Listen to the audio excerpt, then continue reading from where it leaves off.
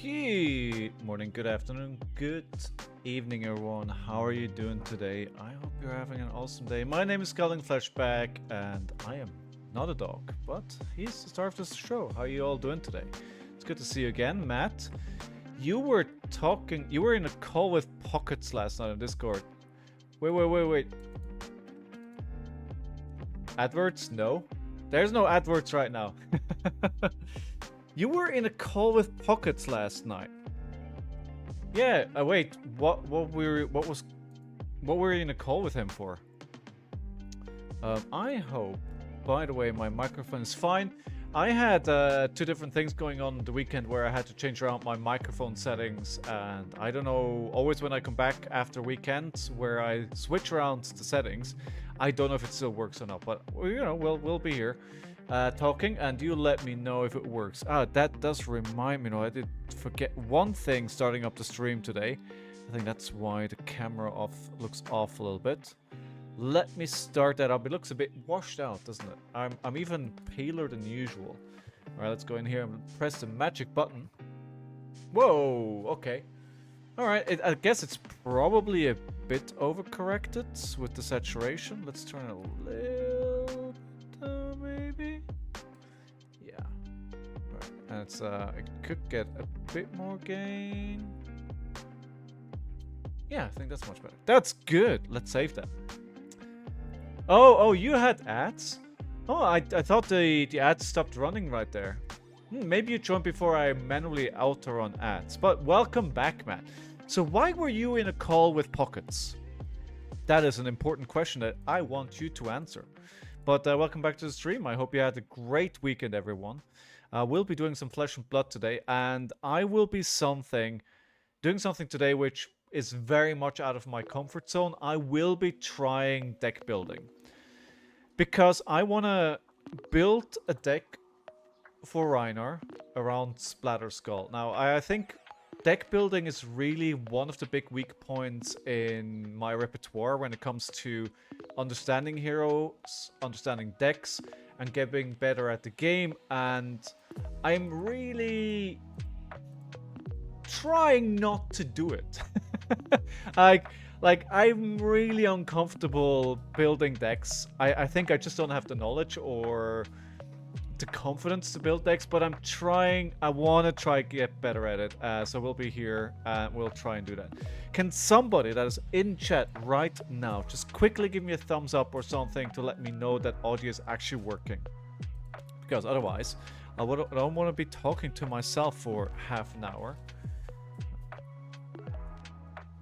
And it's making me nervous that nobody's responded to anything I've said so far. Although, usually when it does break, people do tell that something is going wrong and that it's not working. Let's assume it is. It's the start of a new week. It's Monday. It is finally the week of Rosetta release, or better yet, world premiere. I thought it was last Friday, which it wasn't. Hey Coco, how you doing? How was your weekend? I just got a thumbs up from my producer that everything is looking good. Yes, I have a producer. I'm kidding. I'm kidding. Hey, Batos, how are you? Hey, Batos, did you play the skirmish this weekend at, I think it was Spellbound? And how did everybody else play skirmishes this weekend? I know our dear friend Sigma played a Battle-Hardened Lisbon, which went pretty darn well. So a lot of stuff happening this weekend. And I'll just try and deep dive into some deck building here. As I said, totally out of my comfort zone. But I hope by taking Rhinar that, you know, there's not much that can go wrong there if you kind of think about where you want to be. I did. Your face was on repeat on the advertising board as well. Wait, why was my face on repeat? Oh, why? I was like, oh, why? I was like, as if I know, but I think I do. I think they made like a promotional video, and part of that video is when I was streaming from Part of Mistwell pre-release, right? Good. Decided last minute I'm going to go to a pre-release. Yes, I saw that. Hopefully I'll randomly like one of the heroes. I hope too. I hope you like it too, Coco. And if you don't like it, I hope you get a good card which sells for enough money to at least get the cost of the pre-release back in. But yeah, I hope you have a good time. What made you sign up? All right, let's see. Yeah, that makes sense, Batos. That's exactly. I think I've seen that video before. All right, where are we here? I forgot how to create a deck. Oh, there, create a new deck. See, I do it so rarely that I don't even know how to do it. All right, we're gonna go with Rhinar. Why are we doing Rhinar?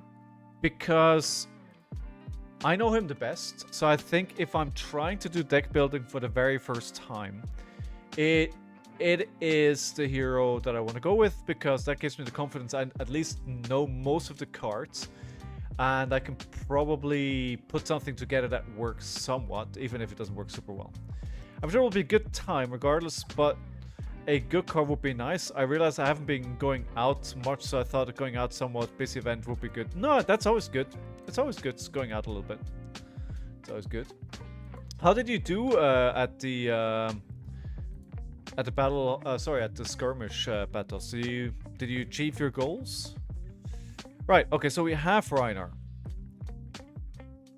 What do I want to do? Like, the one card that I know I want in my deck, right? And I kind of want to build the deck around is Splatter Skull. Now, theoretically, they programmed quite a few new cards in Talos over the weekend.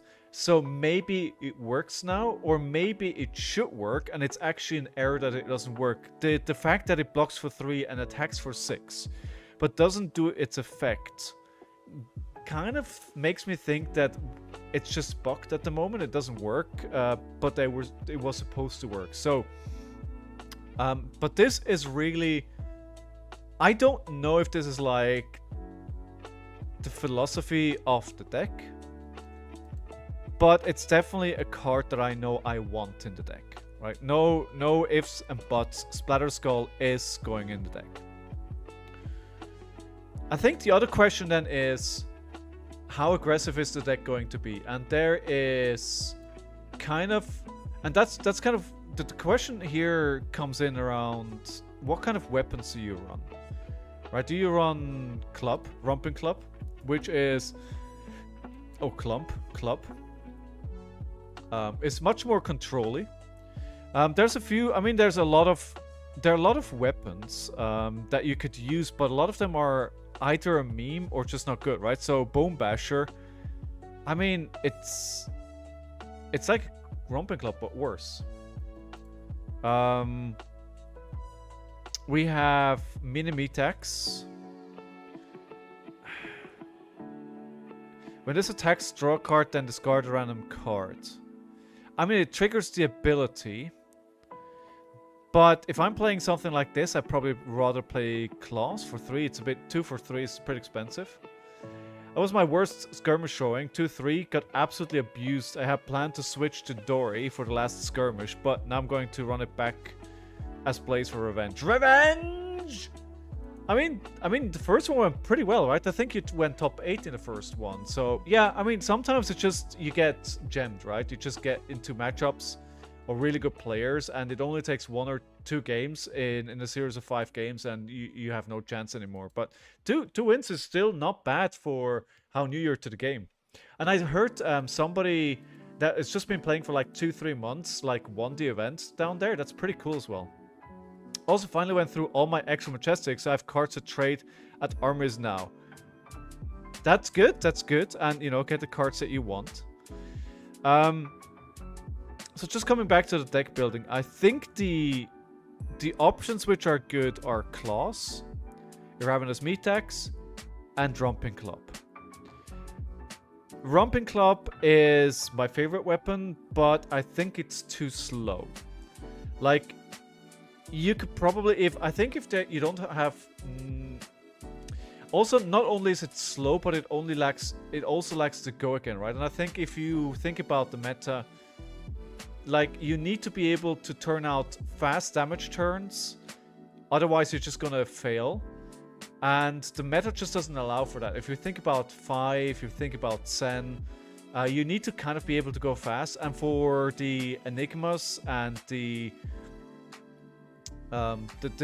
board establishing heroes, you need to be able to go wide as well. Maybe wait to see how the deck looks and see which weapon fits. That's an option as well, to be honest. But I think the weapon is very crucial for the different plays and how the hero plays. But I mean, I can approach it that way as well. So but I think it probably comes down to Romping Club, Claws, or Meat Axe. I think there's a world where you play Meat Axe, but I mean, Meat Axe could actually work because so what do I want to do, right? I want to intimidate, but I want to be able to also be quite aggressive, right? So I need to... I think it's without a question, right? If I play a Rhinar, I can not play Bloodrush Bellow. I think it needs to be in the deck. Because if you're playing into a fast hero like Zen, this is your only chance to win a game. You need to have 2 turns in a row or 2 quick turns with Bloodrush Bellow to get there. So I think just looking at where the meta is, if I want to have any kind of chance today without projecting on Rosetta, like Bloodrush Bellow needs to be in the deck. Now this already tells me that I need to have a good amount of blues, because otherwise, if I know what it's like when you have Bloodrush Bellow turns where you only have yellows and reds in your hand, and that's very painful. You wanna try and get a Bloodrush Bellow with a blue, so you kind of need plenty of blues to just enable that. You also need enough 6s to, first of all, trigger his ability to intimidate, and you also need to have enough 6s to trigger Bloodrush Bellow, right? So ideally when you trigger Bloodrush Bellow, you have it in hand and either 6 attack like Splatter Skull in Arsenal, or you have... Well, no, you need to have a 6 in hand to discard and a blue, in the very least. And ideally you have like a resource card that's a blue, and you have all 6s, and then you can just play the Bloodrush Bellow and not worry about anything else. That you want to play a 5-card hand, and usually that will give you enough resources to play 5-card hands for Bloodrush Bellow, and usually with Rhinar that will land you with a couple of intimidates and with 18 damage that you're dealing. So that already informs me I need Bloodrush Bellow for a variety of reasons. I think Rhinar is not good enough without this card, so it needs to be in there, and that kind of already tells me some other things that I need. Now, what's the best card that works with Bloodrush Bellow? Because I need blues and I need 6s, so I need Wrecker Romp. Wrecker Romp blue needs to be in the deck, because it's the only 6 that Brute has access to. It's a Brute card, it's a 3-block, it's a blue resource, it's a 6. This card does everything I need a card to do in Brute. The only downside to this card is the random discard. So if you end up in a situation where you need to block a lot and you maybe get stuck with this card in Arsenal, then you're in a bad position, right? So this should never be in Arsenal. This should be either a block or a resource card. It can be an attack, but if you attack with it, you're probably not in a good situation. But it triggers the Intimidate factor with the 6 discard, and that's why this needs to be in the deck, right? And I think I'm building out the main deck here as well. And then we're going to think about, well, first main deck, what goes in, and then afterwards we're going to think about, okay, sideboarding. What do we need to account for? What do we need to do? Like, I'm thinking specifically of things like Wizard, like Kano. Like, you need to have some plan into that, unless you're ignoring it. But I think Kano does decently well enough that you can always face one. And if you're being like, if that is the game that you can't lose to get into day 2 or top 8, like honestly, do you really want to be there?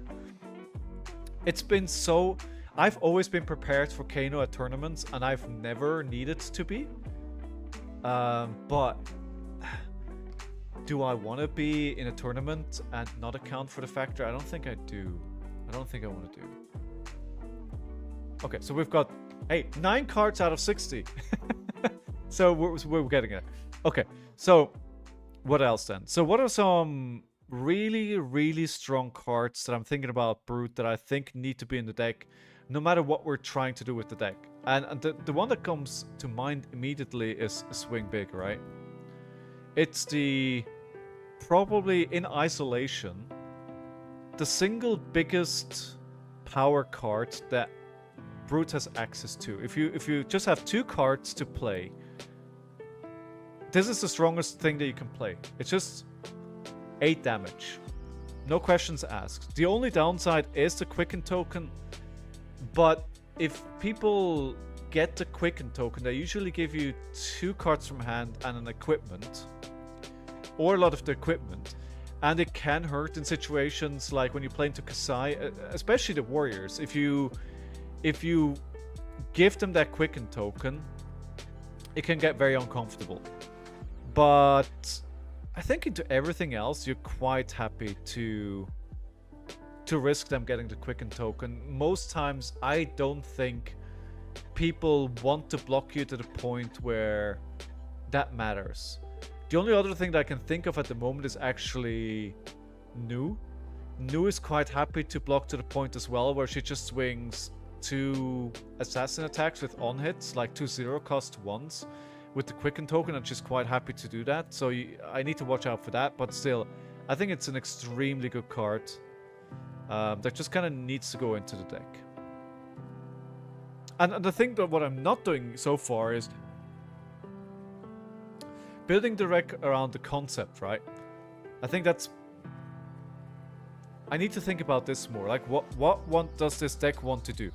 I think what I want to do here with this deck is make use of Rhinar's ability to do decent amount of damage to get you to a point where I can intimidate enough cards out of your hand where you can't block enough and you die.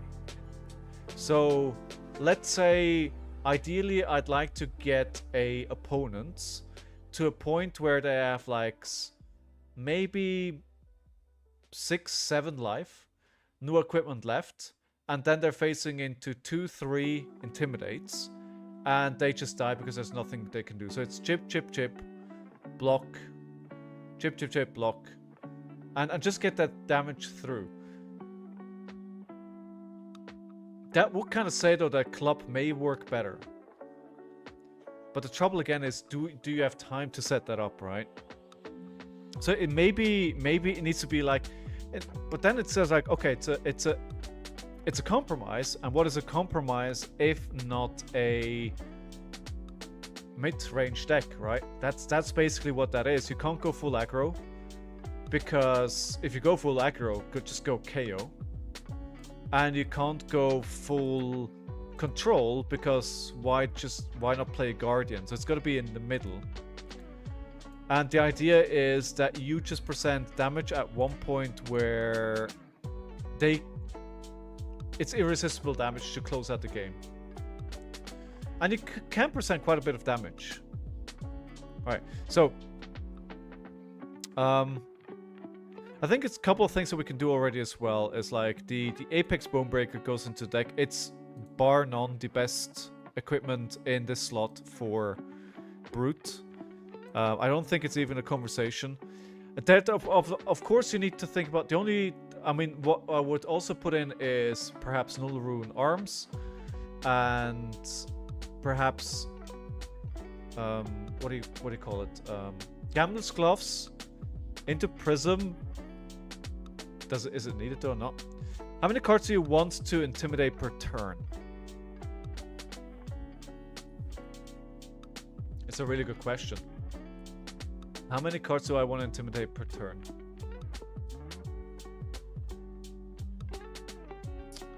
I think I'd want to intimidate 2. So I need to trigger his ability. And I need to play a card that doesn't intimidate somehow. Why do I say 2? Because I think that will mean that we're probably presenting enough damage that they want to block, without giving them the option to block with what they want. And if you take 2 cards out of their hand, there's a good possibility that they have cards that are banished now, intimidated, that they wanted to use to block, right? Hey, Black Belt, how you doing? Good to see you. Hey, how's your Emperor deck doing at the skirmishes, my man? I'm very curious to hear how it's been going. All right, so I think Savage Sash is also too good to ignore. Why the block? Right, I think the Temper 2 alone makes this probably the best card in slot, I would say. The other one is, for longer games, is obviously Faendal Spring Tunic, which is still very, very strong. But as a first choice, I'm gonna have a lot of 6s. They cost less. It has Go Again as Temper. The only problem with this is that I'm not gonna be playing that many different kinds of 6s on the same turn. So I'd probably activate this on a Bloodrush Bellow turn where maybe I didn't draw into resources that I had, so I'm blocking with it, and then I'm gonna fix a hand instead of maximizing the output like KO would do. I've been 12-0 in the past 3. Dude, you're a freaking menace. 12-0. Hey, Queenie, how are you doing? Welcome back. It's been a long time. It's very, very true. What's been going on? I've seen you making content now. Shout out your channel right now. Emperor's broke? I'm not hearing that, though. So, what are people missing that you know? You figured out how to beat Blaze? I mean, you were doing silly things with heroes before, right? So, yeah. I'm not dude, so wait, you've been 12-0. Does that mean you've won 3 skirmishes already? Dude.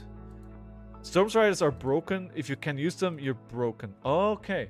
Not yet. Working on a second, even better video about how every TCG has the same resource. Every TCG has the same resource system. Now you have me intrigued. Dude, Black Belt. Can you let somebody else win every now and then? What are you going to do with all those cold foil blazes? Dude. Alright. Want to see the build? Sure. I mean, I don't understand enough about Emperor or deck building or anything like that I understand, but send it over. Let's have a look at that. Now that you've won 3-0, right? Or 3 skirmishes. Alright, so we've got the Emperor, Arcanite Skullcap, Flamescale Furnace, Metacorpus Node, Stormstrider's Winning Moon. So I think the equipment makes sense for me here. Why are you running Arcanite Skullcap? Is that just because you want to count for Blaze? Or do you just think you're going to be down? Wait, you start on... Okay, you start on 15. So basically, Skullcap +1 and the Arcane Barrier will probably always be life, right? Yeah, that makes sense. Because you're down from the get-go. Alright, so we have Command and Conquer. That makes sense because basically, that's what the hero does, right? So you're playing a lot of red as well. Wait, this is all red.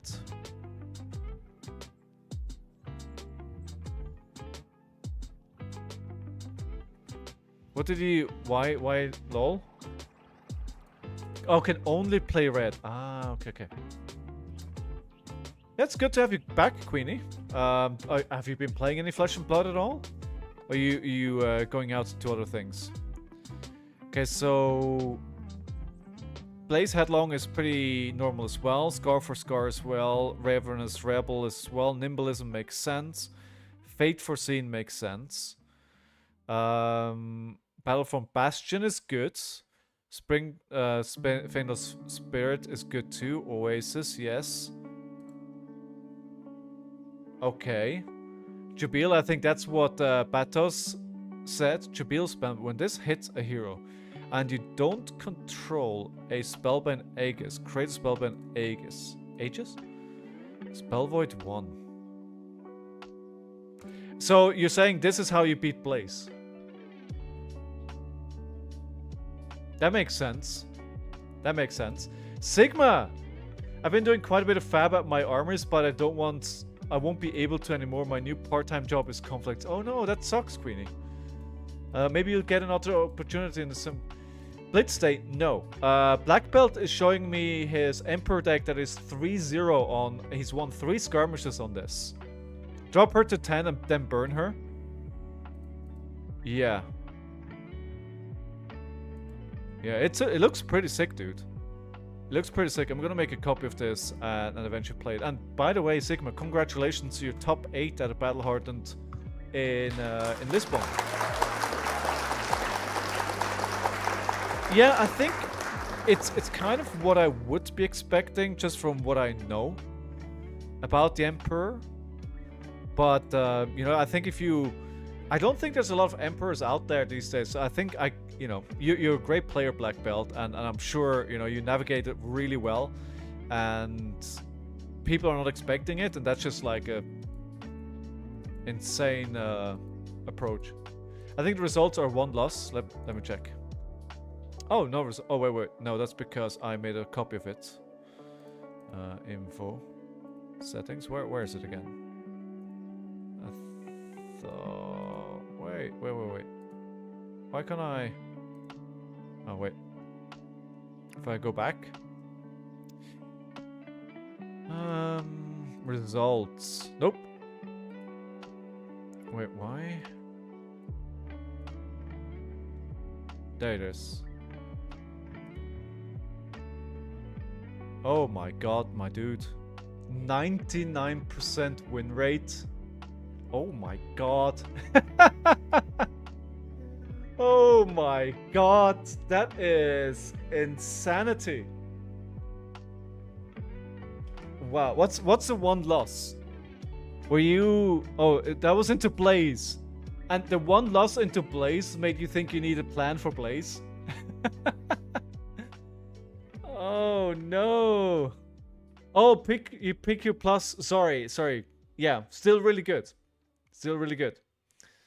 I still got to see all my armor friends just across the counter instead of across the table. Oh, you're working there now. Oh, you're working there. That's pretty cool as well. So you can kind of be part of it, but not really. I mean, it's a cool environment to be in, right? So, like, you can see all the people. Man, you're... I hope I never have to play against you, Black Belt, because I think I'd be absolutely demolished. This weekend, you're not going to Tampa for world premiere? Right, good. So what we're doing today is I'm trying deck building.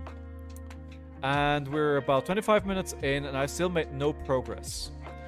I'm the only 1-2 in the area. What do you mean? Okay, so obviously, you know, when pros complain about the card, you know it needs to be in the deck.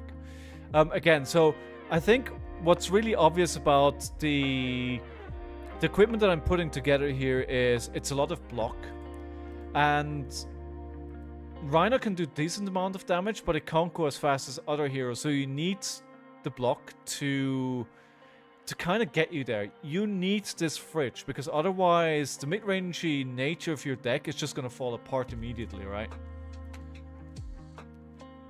Only tournament on level 1 judge. Oh, wait. So, so you are... So the tournament that you're running it. Oh, I see, I see. Okay. That's cool too. And I think this is just a vanilla package. And then obviously, you know, there's only one headpiece that I can go with, right? There's no debate here. It's like, it needs to be ScowlingFleshBag, right? Where's your name in the equip? Exactly, right? It's like, I have to go with this. Like, and just the amount of block that here is absolutely insane. 2, 5, 7, 8, 8. Well, realistically 7, but it could be 8, 8, 10, 11. So that's 11 block just in equipment. And that's basically a 4th additional life. That's so much, right? So I think this is the standard package of what I want to run. For sure, I was told I'm overqualified for the job. It's mostly counter shift and store maintenance, but I told them all card games I know to play, and we talked about them all. I was practically hired on the spot. I just wanted passion. I mean, if you enjoy doing it, like F being overqualified, right? It's like if that's what you want to be doing, then do it. And you're right. It's all about passion. Like, I think there's nothing worse than if you, especially in this job, I think you need to be passionate because, I mean, you're not doing it because you're well paid, right? The hours are odd. Sometimes it's really hard work. You have to deal with difficult people, difficult personalities sometimes. So yeah, retail is hard, and you know, you gotta have a passion for it. Apex is 5 value for free. That's the other thing, right? I only looked at the value when I looked at this. I only looked at block values, right? We didn't even start thinking about the mites that you create, which add another 2 value here, which is insane. Insane. But even if you ignore the mites, even if you only take the block, that's already great. It's already great. It's a lot better than what we had before. And the Savage Sash, so the value here is probably 3, because you're not going to use the last block. And in Rhinar, you're going to make use of 1 resource here, probably. I think that's... KO is different, but I think Rhinar, about 3 value. Scab skins is really hard to quantify. Ideally, you would look at this as a 3 value. So 3 block, and that's it. The ceiling is endless. But it also could be negative, right? If you roll a 1, the game could be over. By the way, I just realized that the pattern here on the legs is like that pattern from the Taylor card. Wait, is it even in the name? It is. Equips Capskin letters if... Oh, of course. Of course it's the same material. It even says equips Capskin letters if you don't negate this.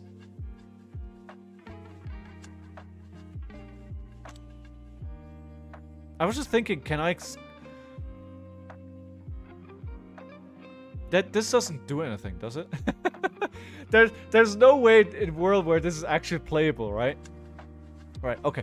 And then we have ScowlingFleshBag. Now, ScowlingFleshBag, the value of this is 2 block, and in an ideal world, you will take about 6 damage out of their attack. So if they have a big chain, you could banish the right card. You're getting about 6 value. I think the average would be probably about 4, I would say. So 6, yeah, it's like that. Like, it's just like too freaking good. Best card in the game, right? Bar none. Yep, terrible hours, long transit, and bad pay. But people come up to me and ask me about card games. Exactly. If I went on a blind date, a person across me asked me about Flesh and Blood before asking my name, I would kiss him. Well, yeah. It is. You use beaten trackers after you break it. You use that card. Is that actually doable? I might be biased, just slightly, but it's really it is one of the best head slots in the game. I think we can't talk around that. It really is. Yeah, you can break it. It does. Is that playable then?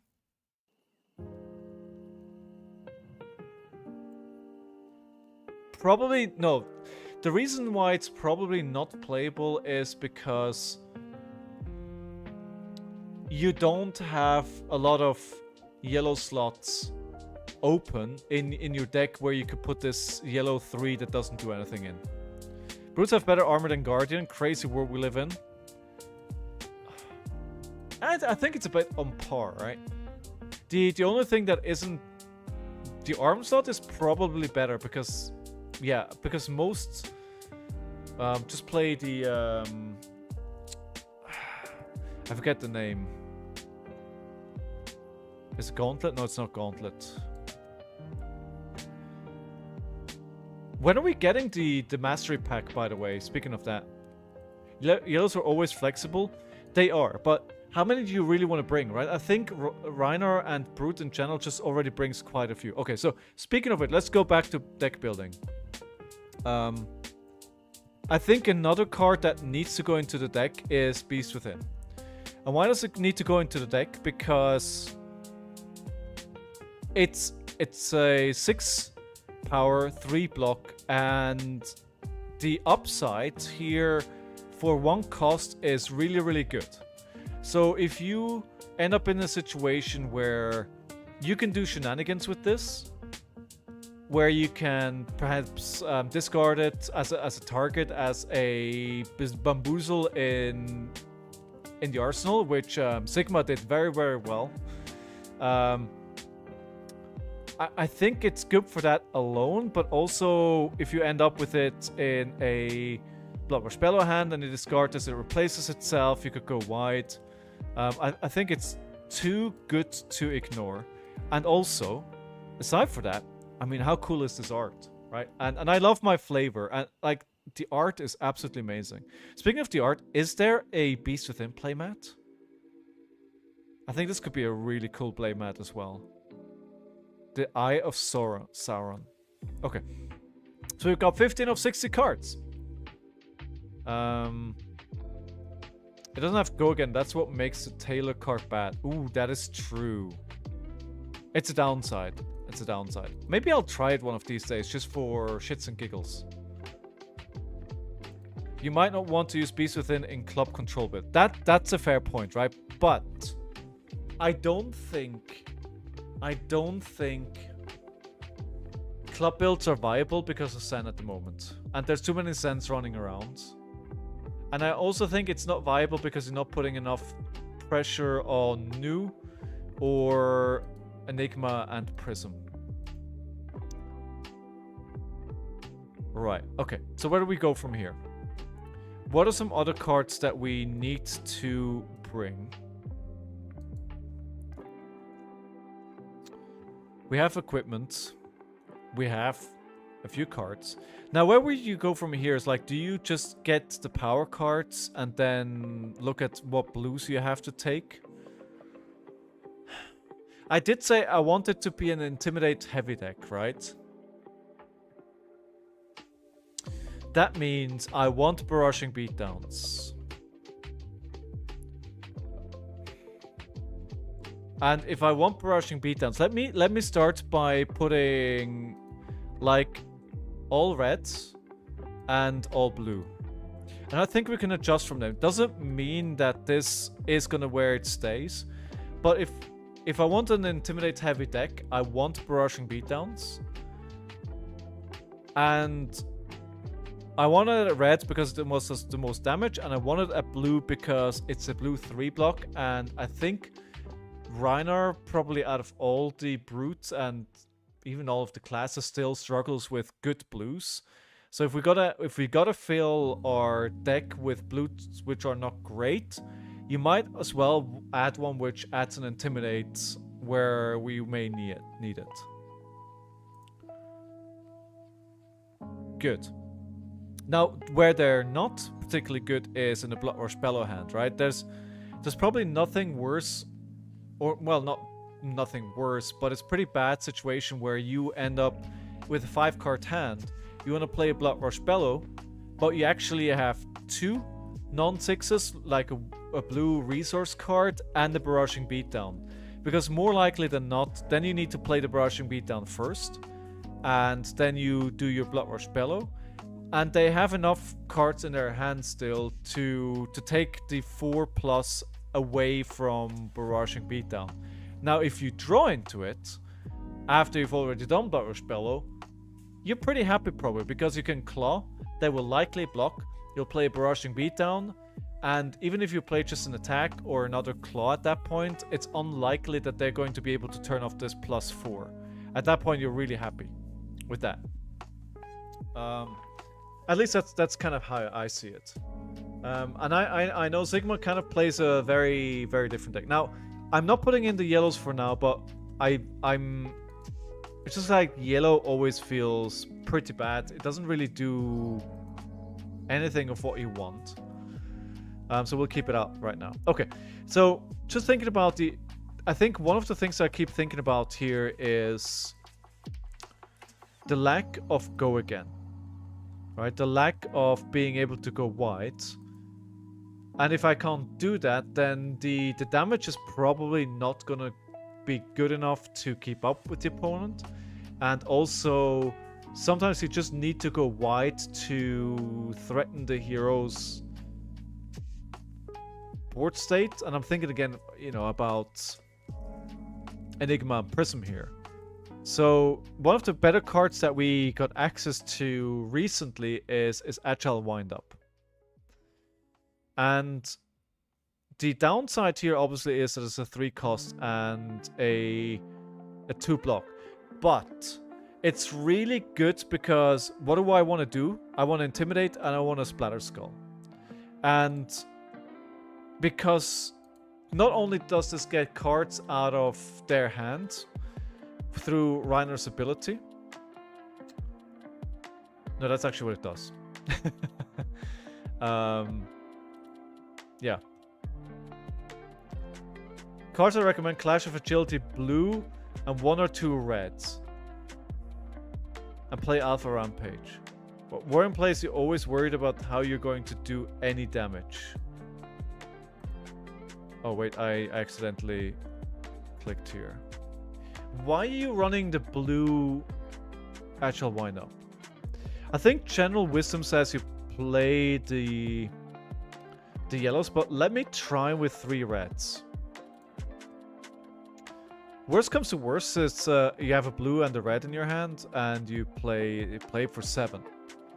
And again, that would help getting them towards the turn where you have the damage and Intimidates to just end the game. So cards I recommend: Alf, Clash of Agility, blue, and 1 or 2 reds. I mean, again, you know, we are pretty light at blues. I've never actually played Clash of Agility blue in Rhinar. Wait, you said Clash. Oh, wait. I was at Agile Windup. Oh, Clash. We're talking a different... Actually, it's a good idea. Let me try it, because this adds more... If you clash with it, you block for 3. Otherwise, it's a resource, and it's an upside of being able to get an agility token, right? Yeah, why not? Why not? I'll give it a go. And you're saying red as well. Clash of Agility at red. So it's a 6-2... But the problem with Rhinar or Brute, maybe Brute in general, but Rhinar for sure, is like the red 6s. It's a pretty crowded field where you want to be there. Clash of White Red is great for Splatter Skull and all generic on-hits. Yeah. Because then you'll attack, right? With the agility. You'll do an attack, they'll probably block. And if you are able to trigger an Intimidate somewhere on the way, and then you come in for something with an on-hit, then that's great. If you block with Clash of Might Reds, and Apex, you get 2 mites. True. That's very true. But you were talking about Clash of Agility earlier on.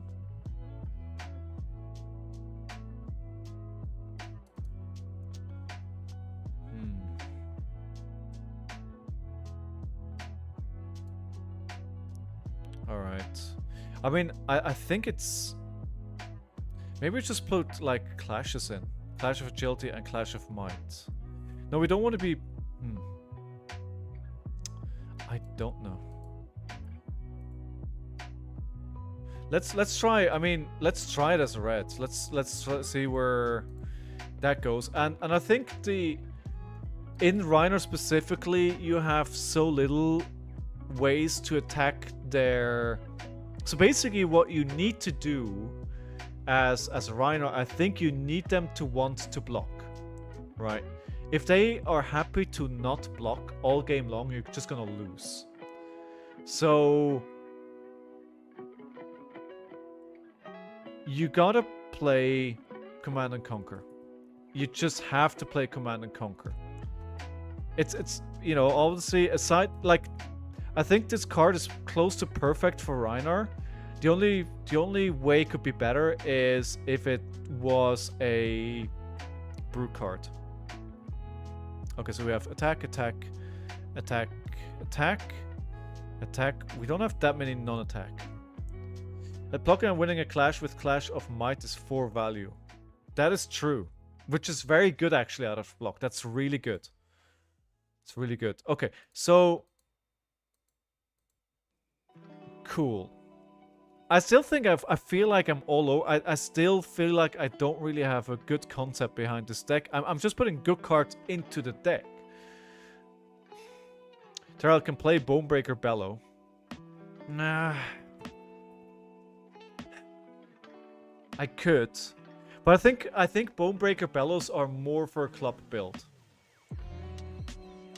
I like it more in a club build. And that's the thing, exactly, right? That's why I was thinking of CNC when I put Clash of Might in. Like, this one Might token, like, that makes CNC so much better. Because of the one breakpoint that you're presenting, now it's 7 instead of 6, so they need to block with an equipment and 2 cards from hand. Or they need to block with 3 cards from hand if their block is bad. The only place where it sucks if you play into Warrior that plays the boots that has like 1 refresh on the block on the boots all the time.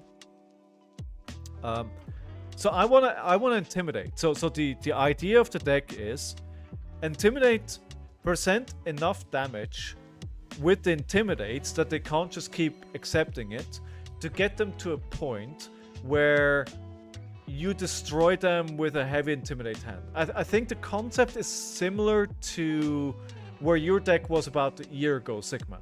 I'm thinking somewhere along those lines. That's kind of where I'm coming from. Now I don't know if that's good. Like, I could go full aggro. I don't think that's gonna go well. Because if I play full aggro, then I could just play KO, right?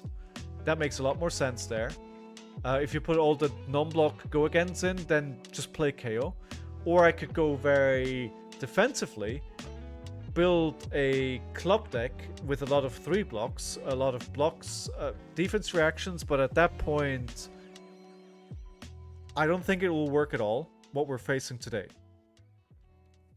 You need to think about how to go win against Zen, Nu, and Kano. Yes. Yes. That's a really good point.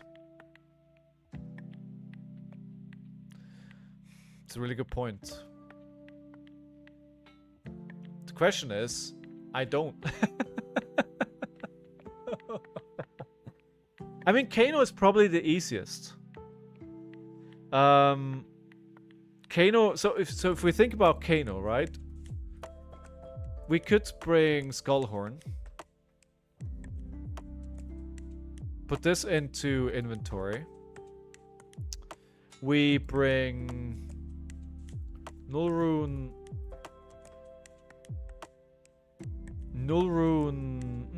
I would say gloves. Oh wait, this goes into inventory. And I don't know. Is 2 Aces of Respite taking too much? But if we put this in, let's say AB3 and 2 Aces Respite, that should be able to win you the game. Now the other thing, what Kano really hates is disruption, right? So what Kano doesn't want is you to attack the arsenal because they want to set up, they want to get their E-pots, they want to get their power card, I forget the name, in arsenal, and then they want to have enough time with that setup to structure their deck to make sure they can pull off the not Oasis. I mean, the alternative would be the Oasis goes out and we just put another null rune in, and if we, I mean, the null rune boots, we can put these in, and then we have one more slot available. AB4 should be plenty into Kano. Send packing, that's exactly where I was going with my thought as well, Terald. So Sigma, you're saying AB3 is enough? Is that what you're saying? Send packing is, I don't love send packing. I think often I used to love this card, but I kind of changed my opinion on it. Like, I think it's a good card. It's not as good as I thought it was when Heavy Hitters was released. It's too expensive, right? It's really good. It gives you the information, but if you don't have a blue, it's really awkward to play. You don't really want to arsenal it because of its high cost as well. The best way this would work is like at the end of a Blood Rush Bellow turn where they can't resist it, or can't turn it off, but like you can't structure your whole deck around 3 Blood Rush Bellows. Like, so much depends on this card already. You can't build everything about this card. But you're right. I think Sand Packing goes into the deck.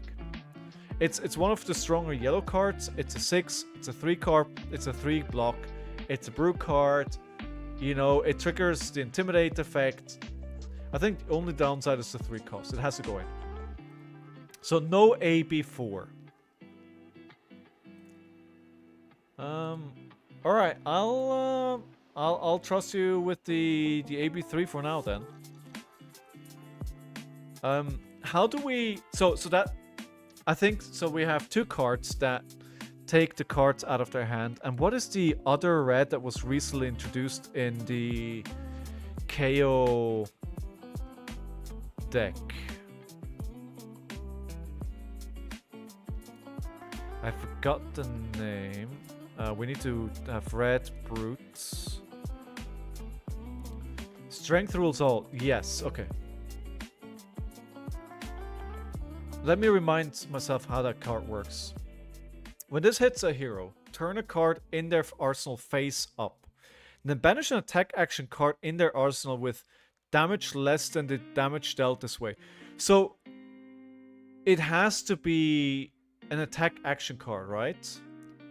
So this doesn't work for Kano. However, it should do decently well into Nu and into Zen. Because they have comparatively low power attacks, and well, Nu wants to block anyway, but then she has to full block this. Oh, by the way, let's turn on this. Let's turn on our guest cam here while we're doing the build. And for Zen, I don't know. I think it's probably more relevant for Nu than Zen. Hey, oh there, yeah, Coco, exactly. We've got the doggies back up. So let's put it in the main deck for now. But I think we're already nearing like a good ratio of attacks. I feel like I'm missing out some good reds here. The P1 Brute. Where are we with the stats so far? We need more blues. So currently, now the way that I look at cost versus pitch is, right? Cost should be lower than pitch. That's probably a very simplistic way to look at it. But just saying the pitch is 1.69 per average, and the average cost is 1.85 tells me I do not have enough blues. In right, it's not amazing if you're not pummeling or using tricks, but barraging with it is cool. And that's the thing I was thinking as well, right? So if I'm focusing my deck and I say the one card that I really want to make work is... By the way, I could make this a bit bigger as well, right? So you guys can see better. I can also go full screen. The one thing that I really want to make work is Splatter Skull. And I think this card needs pummel. I think it needs pummel. But the problem with that is it needs quite a bit of setup. So what needs to happen for you to play this is, like, for instance, you need to be able to discard a card on your turn, then play this, then play the pummel. That's a lot of setup that you need. So you almost need a 5-card hand to make this card really work. Yeah, I think this one will be... I love it. It's amazing. But I think making this card work is actually quite difficult. The thing that makes sense to me, think about how much pitch you want in a random hand. True. True. Yellow-blue pummel if you're using claws. I think I'm gonna end up on claws just because the meta demands it. I think I think nowadays I don't see how you win against Sen or the illusionists without claws. Like, I could see how actually when Sen goes, I think there's a really good case to be made that you can bring Romp and Club. But as long as Sen is around, you need to bring claws. I love one lunging press. Ooh. Yeah, lunging press. But that was in Blitz, right? Would you still run it in CC? Alright, so we've got 47 of 80 cards. I think we're starting to get there here. Now, I think what you need to do as well is you need to... The thing is, do we need to bring defense reactions at all? Ah, okay. Well, so another thing... Reckless Swing. Am I overrating this card? Probably. But I love it.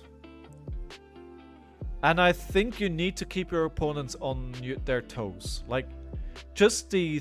It was CC. Oh, never mind. Hello, hello. Hey, Tapster. I love that you see the French Masters at G. Yes, it was cool. Yeah, it was really cool. It was a FAB specialist team that won the competition. Well, I'm not surprised. No, I was like, yesterday I was like randomly going onto Twitch and I saw like 800 people watching Flesh and Blood on Twitch. I was like, what the hell is going on? Like, what is going on? Like, you never see 800 people just randomly watching something. There was like this weird event in French. I was like, even less so, you see 800 people watching a French FAB live stream, right? He played all the yellow-blue pummels and one lunging press with all the hits in there. Okay. When is the next possible ban time frame?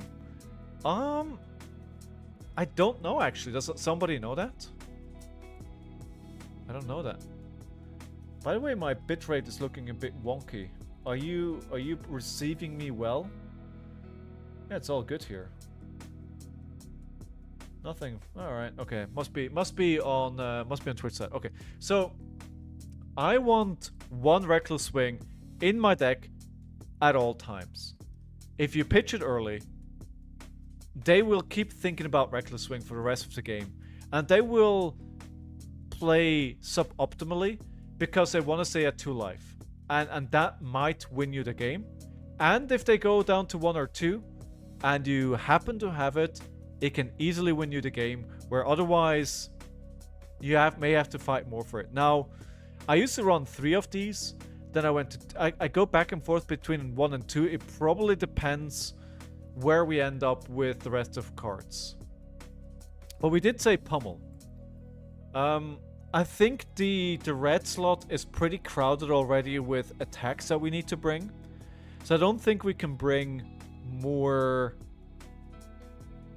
We can bring the pommels there. I actually quite like the idea of blue pommels and yellow pommels. And maybe let's go for 6 here. And we can see how that goes. And if it doesn't go well, then we can always change it up. We may have... I think this is also a good way to approach deck building. Just like bring like 6 off or 9 offs or at least 3 offs of a card in most cases. And then you go adjusting from there, right? In my mind, it's like, okay, I like this card. In theory, this does what I want it to do. Let's bring a 3 off here. Let's bring a playset. Let's bring Rainbow and then start adjusting from there. Like most cards that I have in the deck, some are just 3 offs and not 9 offs. So, okay, okay, I can see it doesn't work that well, but with what I was trying to say, but yeah. Okay. Next announcement is October 1st. So wait, so far, do you guys think they're gonna do anything about Zen until then, or they are happy with where Zen is? Okay, so stats. All right, so let's look at it here. Go again. We actually have 9 cards with Go Again, but they're probably most of them are not attacks.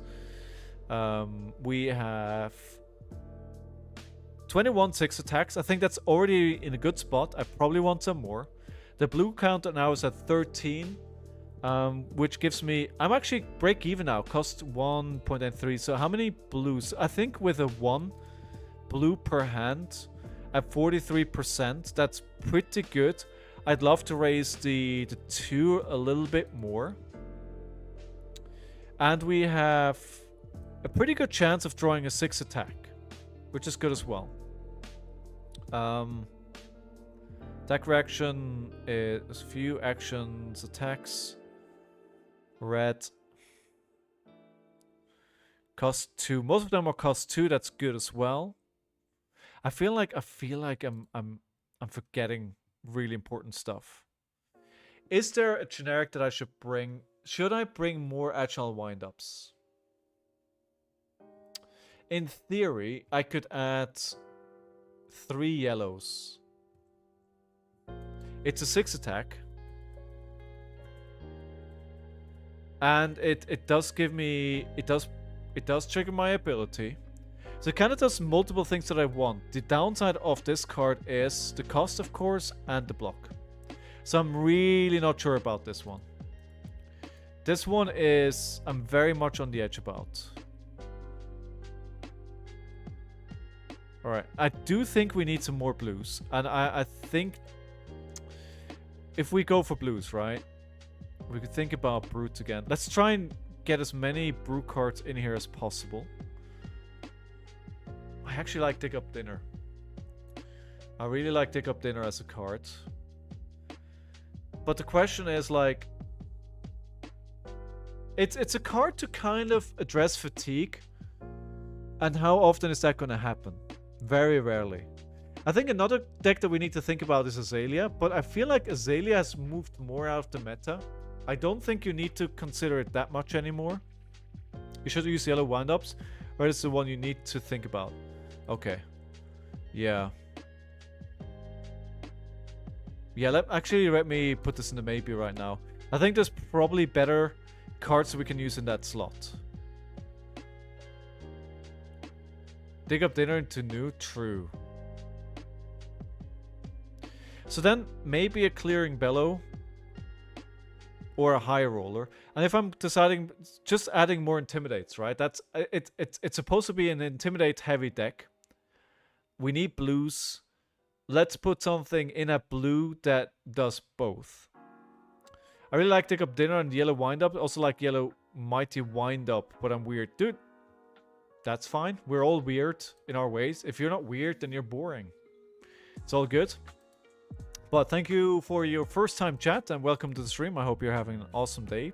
That is Tops 10. Oh my god. What does that say? Tops 10? So fun? No. Because then would only be one F. I'm really confused by your name. But I hope you're having a great day. So if you're deciding between High Roller and Clearing Bellow, you want to play High Roller because it does have an upside, right? Are you going to roll a 6? No. Very unlikely. But you might as well bring this if you're deciding between Clearing Bellow and High Roller. Like, this has an upside that Clearing Bellow has. Like, the likelihood of that happening is like close to 0, but it's not 0. They can return all their 6s back into the deck, always with just 1, and gain a buff of life every time they can play Deck Up Dinner until you're out of resources. Yes, yeah. Oh god. Yeah, you definitely can't bring that into new. So it could be a sideboard card. Right? I really love the card. I've always loved it. I just didn't have the courage to speak up. When it was first released, like, I was insecure about my Flesh and Blood knowledge. I was like, I'll let other people convince me that the card is not good, but I really, really like it. I'll stand up for it now. Cool. Okay. Right. I think we're probably light on attacks. Still. I think this feels like a good suite of yellows. I don't think I'm missing anything here. The blue count probably is looking pretty good as well. 16 now, we probably need a little bit more. Edit, go back into edit mode. So we're at 60 cards. So we have a 60 card deck, but the main deck is only 49 cards, so we need 11 more cards to fill that out. What are some power cards that I'm forgetting at red? Bearfangs. I'm not super high on this on the deck that I'm building because, like, there's so many whiffs in my hand. A Brute's usually this yellow. Yes. Especially Rhinar is usually this yellow. Rhinar is probably one of the most yellow decks in the game. You're quite happy to play these, actually. I wouldn't want to add many more, and you could argue, I think the one that is a bit dubious is the Pummel, but the Bloodrush Bellow is no question asked, Beast Within is no question asked, Agile Windup is probably no question asked, and Zen Packing as well. Like, Zen Packing is probably sideboarding, to be honest. I think sideboarding there, but yeah. Okay, ooh. Has anybody ever tried Cast Bones in Rhinar? It's probably a stupid idea.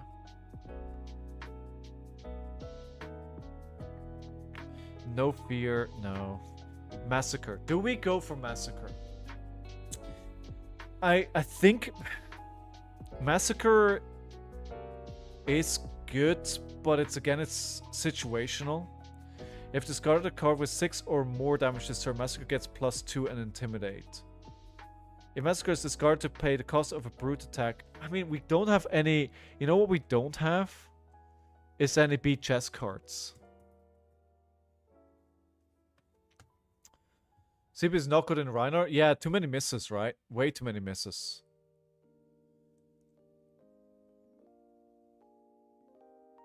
We could Assault and Battery red. Or maybe we put that in a blue. But maybe I'm just thinking about that because KO likes to run it, right? KO, because this is a 6 in KO. Rawhide Rumble. So this is basically a double Intimidate. So what could be a good turn with this? This could be... Rawhide Rumble. Beat Chest. 2 cards left in hands.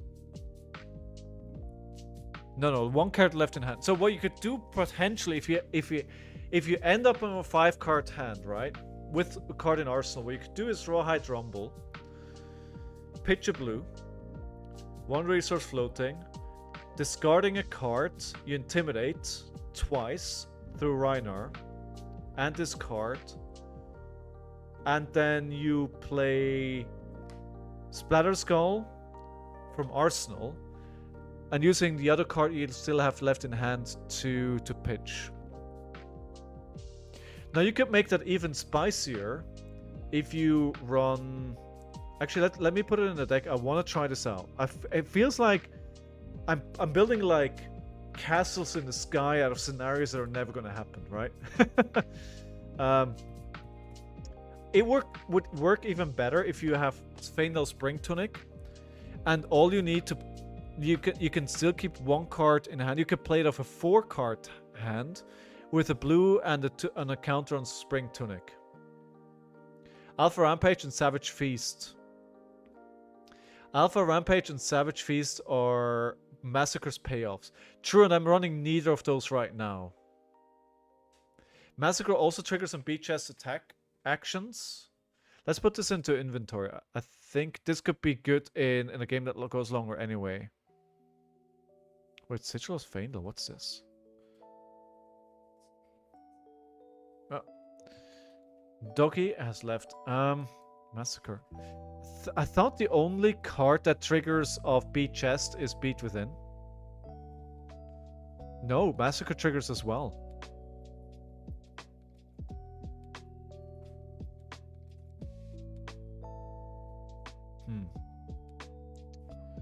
The new Sigil is really cool. Which Sigil? Yeah, I thought we talked about it, right? I think Sigil of Cycles. At the beginning of your action phase, destroy this. When this leaves the arena, discard a card and draw a card. So that basically... I mean, we could try it. Why not try it? I don't know if it's programmed, though. I know they've put a lot of stuff in. I think they've put, like... They said they put it like a good 24 cards in with yellow, blue, red cycles. But I don't know if it works. Smashback Elhorn. Oh, Smashback Elhorn. That's a good tip as well. Smashback Elhorn is a card as well, yeah.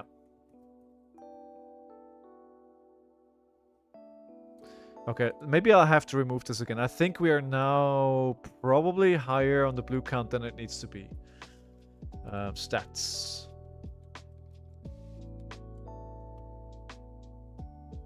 So now we have 22 blues. I think that's enough. I think it's too much, actually. I think you probably want to keep it just below 20. What do I base that on? Gut feeling. Really nothing else. So the cost is 155 and the pitch is 202. So let's do like a draw 4. What does that look like? Clash of Might Pummel. Doesn't do anything. It's not terrible. Doesn't do anything. Barraging Beatdown, Send Packing. Doesn't do anything because it's too easy to block out. Blood Rush Bell. This is giving me some really weird hands. Yeah, it's really odd. Yeah, I think we need more attacks. I really like Red Pulping.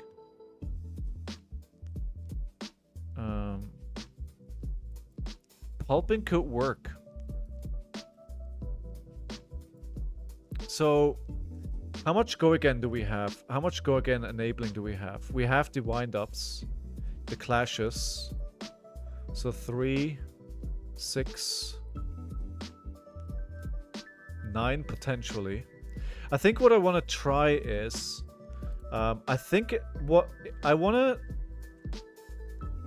I think the Smashback Elhorn is good for the go again, right? But I think the Sigil is probably... Oh wait, this is the wrong one. I put the wrong one in. Maybe it's just one of those Sigils. You don't need... Yes, I realize I don't need 3s of everything.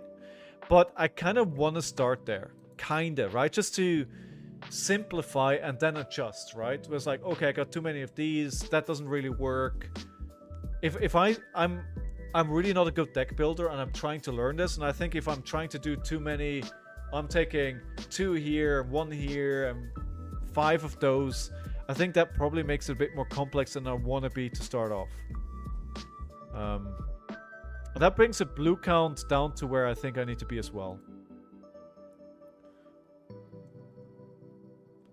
But I still think I don't have enough attacks. Red's 21. Blue 20, yellow 15. Yellow, it is on the high side. 27. So how many attacks do we have? 33. Just over half. So if we think about a 60 card deck, then you would roughly have about 2 attacks per hand.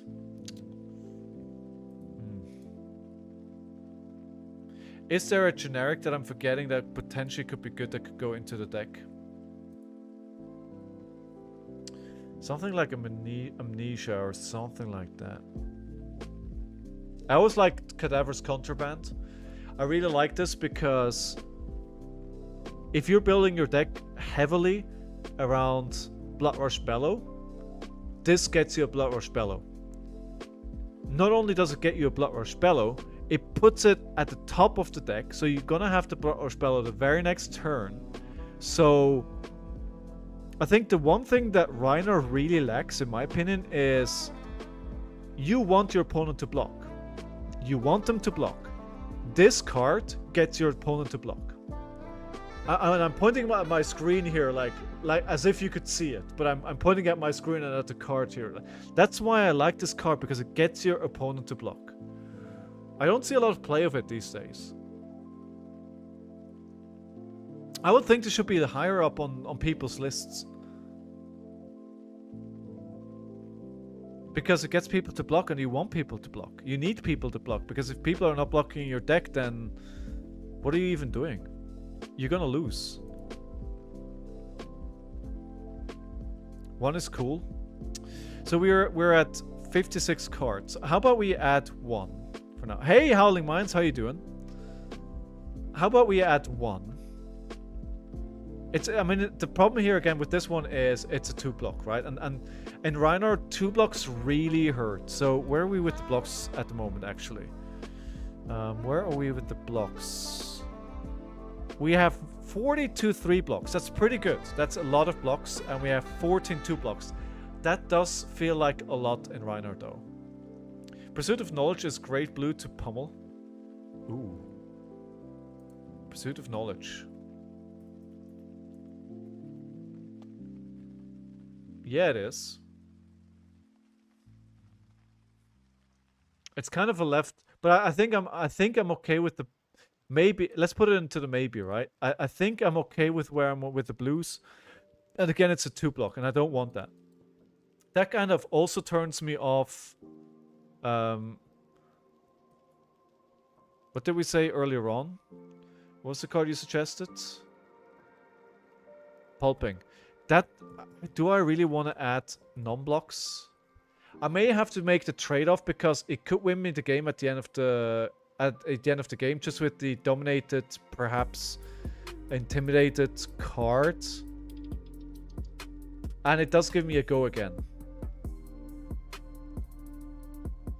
I think it's good enough to try it. I think it's good enough to try it. I'm not certain about this one. I think it's very on the edge, and I could easily see this being replaced by something else. Also, much space for non-brute attacks too. That is true. But I mean, the only non-brute attacks that I have in the deck are 3 Command and Conquers and the Cadaver's Contraband. And that's a lot less than it used to be. Like, I think the average of non-brute cards in a brute deck used to be a lot higher. So I like this. I don't know if it's good, but I think it gives me what I think I need to do to be able to have a chance in the meta. It gives me potentially really good Bloodrush Bellow turns, and this still is the most powerful thing that I can do. This deck allows it. The Beast Within, the ceiling here is a Bloodrush Bellow with a go again, 2 6s, and with a Beast Within potentially, so you can have go again, Beast Within discard. You know, you could potentially go up to like 24 damage. So you're still building it around that. So okay, we have the Cadaver's Contraband. It's a 6. It enables you potentially have 4 Bloodrush Bellows. Otherwise, it's pretty heavily built around Intimidate, which lets me push through damage to the point where I could try and pitch stack. You know what's not in the deck, what I just realized? What's that other card that is the 3 brute? How did I not think of that? Where is it? Pretty recent card as well. I think that's the one I keep thinking about, that the new specialization. Not Savage Beatdown, Show No Mercy. That's the one that's really missing. I think I kept trying to think of this one that I was thinking. Try 2 pulping. That's for going fast, not so much pitch stack, but you can use it one against those decks. Weakest link. Weakest link as well. You know, I think what I'll do is, I think this pulping goes into the sideboard if I need to push the gas pedal. I think standard is, however, is to Show No Mercy. Because the end game is some kind of intimidate into Show No Mercy, where this is an irresistible death scenario. I think that's the end game scenario that I'm trying to get to. Show No Mercy with another intimidate trigger somehow. May that be a high roller, may it be a barraging beatdown, or maybe even a pummel, right? Because a pummel does the same thing. Kind of. Yeah, because if you pummel it, right? Let's say they block with 2 cards, they have 1 in deck, you pummel. Wait, how does it work? When the pummel effect triggers, that triggers Show No Mercy as well, right? If they end up with no cards because of pummel, that then triggers Show No Mercy. Weakest link is nuts at the moment. Yes. I think weakest link, you guys are right as well. Really good card, but I think it's also a sideboard card. I think it's a sideboard card. It comes into Zen. It comes into play against Enigma, and it comes into play, well, all the MST heroes basically, right? That have taken the pummel damage already, so growing doesn't matter. No, it could matter. 3 damage at the end of the game could. KO as well, true. Yeah, it's actually really good. So maybe there's an argument for that being in the main board, actually.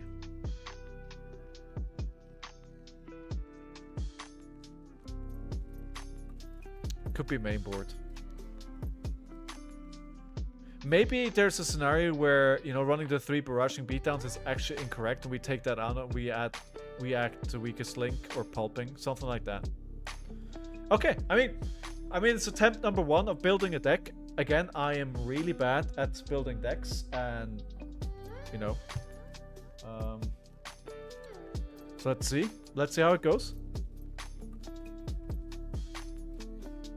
I don't put a lot of trust into this, but you know, you have to start somewhere. So we actually have 2 more cards we can put into the 80, but maybe we leave that open for now. The one thing that I do know is that we have no Sink Below. We have no Fate Foreseen, which makes me feel a bit naked.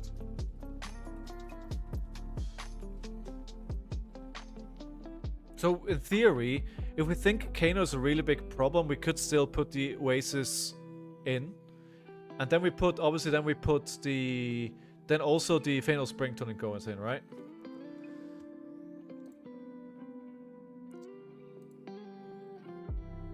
Sorry, just had to ban somebody there.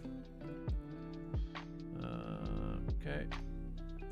Red Barraging is a card for emos like Kano or slower decks like Enigma. Debate, pull, and ALS.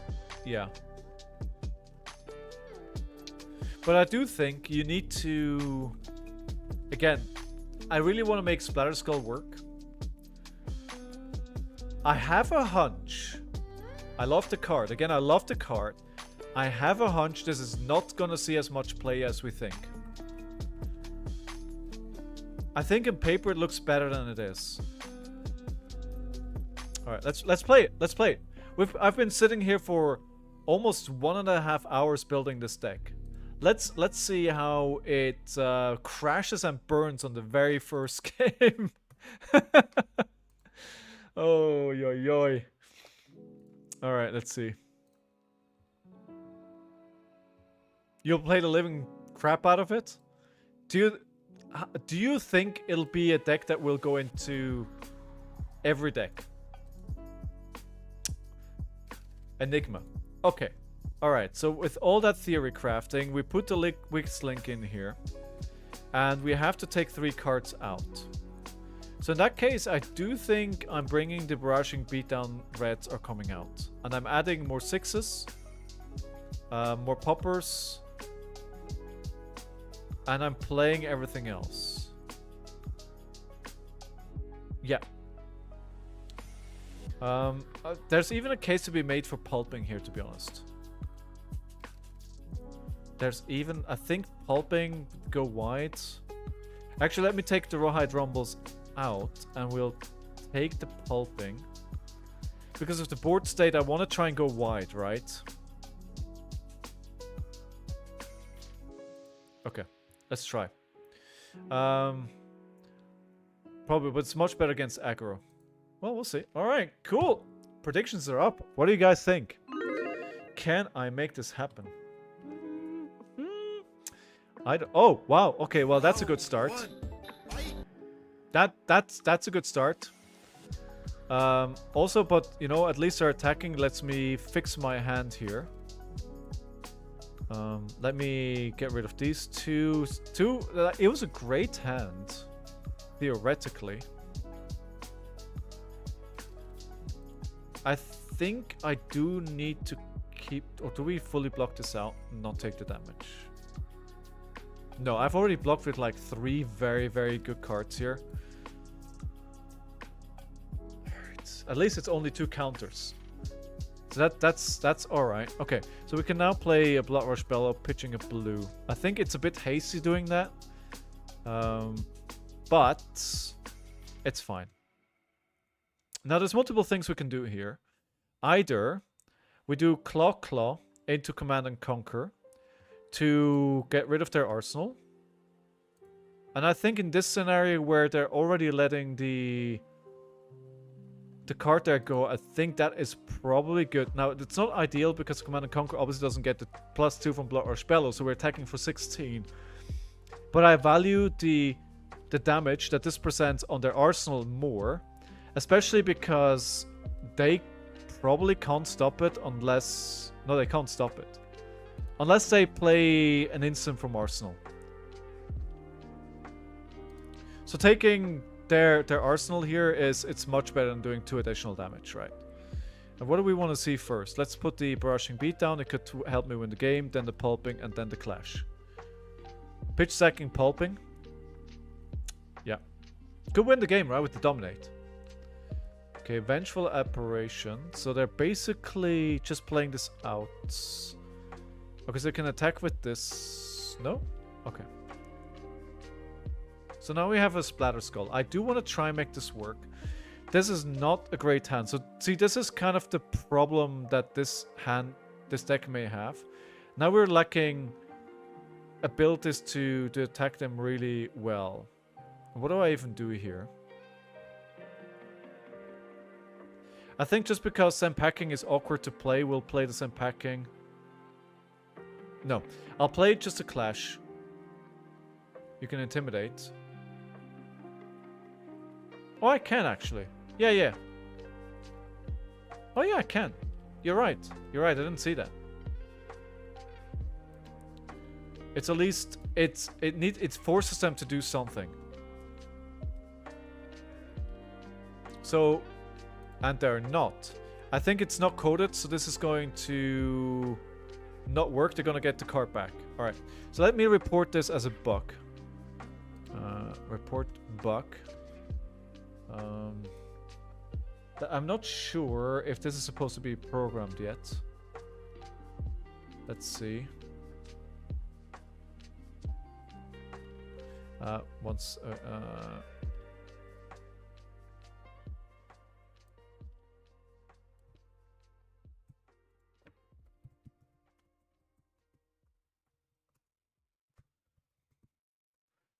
reporting Splatter Skull as a bug.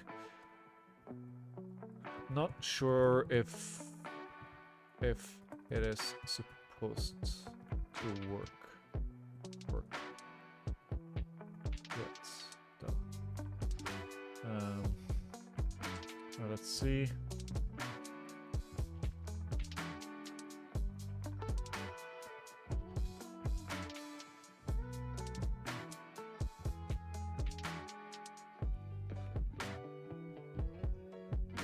All right. So we still do that. We still go ahead with that, right? Now, theoretically, that would have hit. That card would have gone... That was the card that they're getting back now would have been discarded. Cool. That would have actually been pretty nice. If we face this scenario into her, she's lost her board state. She's down to a 3-card hand. And I love it because I love the mechanic. Like, the Intimidate suddenly matters. It matters. It's so good. I absolutely freaking love it. And I don't know if Sigil works yet either. Like, when you get the card into your hand and it shows the art, that's usually already a pretty good sign that it's supposed to work. Or at least I've already got parts of it in, right? But you're never guaranteed that it's actually going to do exactly what you want it to do. Right, in this scenario, I think I'm happy to block for 3.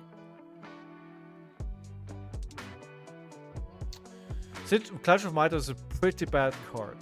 So we're gonna block for 3. If I want to block this, I think what I want to do is I want to block with the swing big. Oh no! Oh, womp womp.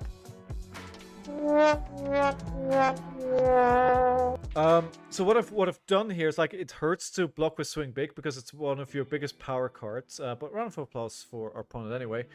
However, that prediction does not count. Because we did not go to half-life, right? Now, it hurts to block with swing big, but I probably would have done that. The reason why I would have done that is because I want to play Sandpacking, attacking their arsenal, and discarding the actual wind-up for a preparation of a bigger turn afterwards. And I think that's worth blocking with the swing big, even if it's really not where you want to be. But it would have been... I think it would have been worth a try. I think that's the line would have done there. Yeah, because it gives me a better attack the turn after, even if I do need to give a good card away here. Scrappy Kid, hey, how you doing? It's been a hot minute, dude. I watched you on stream on Saturday. I saw you win a game, and then I saw you lose a game. How was your skirmish all in all? Did you have a good time? Yeah. Okay, so just judging from like the first couple of hands, I think that worked pretty well. But I think I should, just in theory, Rhinar should be pretty good into Enigma. It's not a super fast deck. You have the cards to deal with what they're doing. The only problem could be if their board state gets out of hand and you can't generate go again, then it gets dicey. But in that situation, you can actually just roll Scabskins, right? I'm actually, at this, I still have enough space in the deck to go for gamblers as well. I still have 2 guard, you know, I could put this in for situations like that. All right, Vincent. Okay. Vincent, we have to go first because otherwise they set up their second turn. We don't want that. We also have to bring Nullrune Gloves. In KO, I wouldn't bring it. I think in Vincent, I have to bring it. Do we need to bring anything that we cited out? No, let's just play this and see how it goes. Thanks, Hong said you were rooting for me. I was happy to get top 8. Oh, you did top 8 again. Awesome, dude. Played 2 Vincent in the first 3 rounds of Swiss, which I wasn't expecting. Yeah, Vincent was really represented, which I was really surprised to see as well. Okay, terrible first hand, so let's just roll Scabskins here. See what we get. 2. Alright. So we could double Intimidate. But that doesn't really get us anything.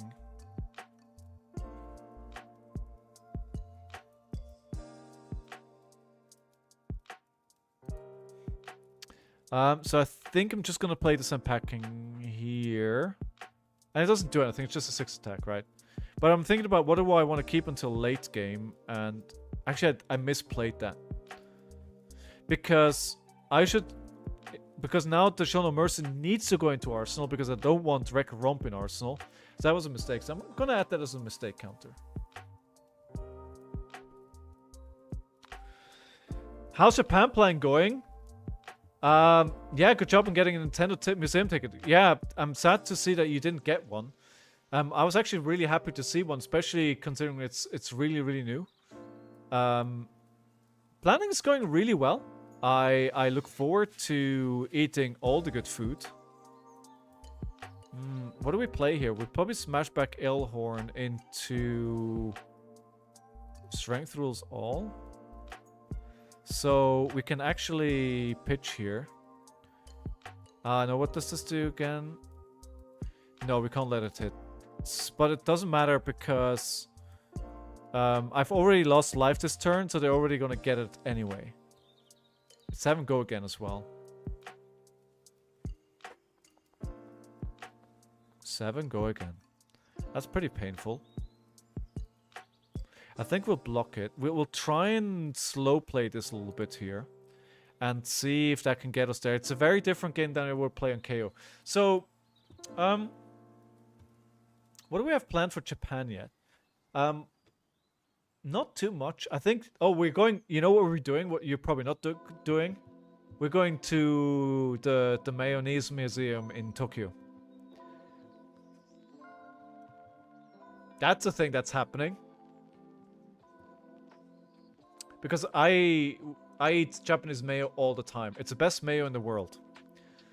It's just bar none the best mayo. So we're going to go see the museum. It's a bit something else than everybody else does, right? Obviously, you know, we have to do the usual stuff like Miyajima and, you know, the Holocaust Museum in Hiroshima. We're probably going to do the, you know, the Imperial Palace and the castle in Osaka. And all that kind of stuff, right? But, yeah. The mayo is a bit different. How's your planning going? I see you're doing a bit of countryside. Yeah. QP is not gloopy. QP is not gloopy. What's gloopy?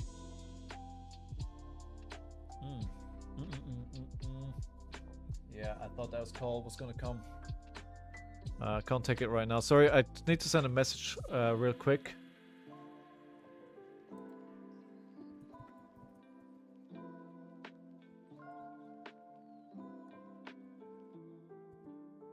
Sorry, guys. All right, so we were here a minute ago. So we'll block for 6.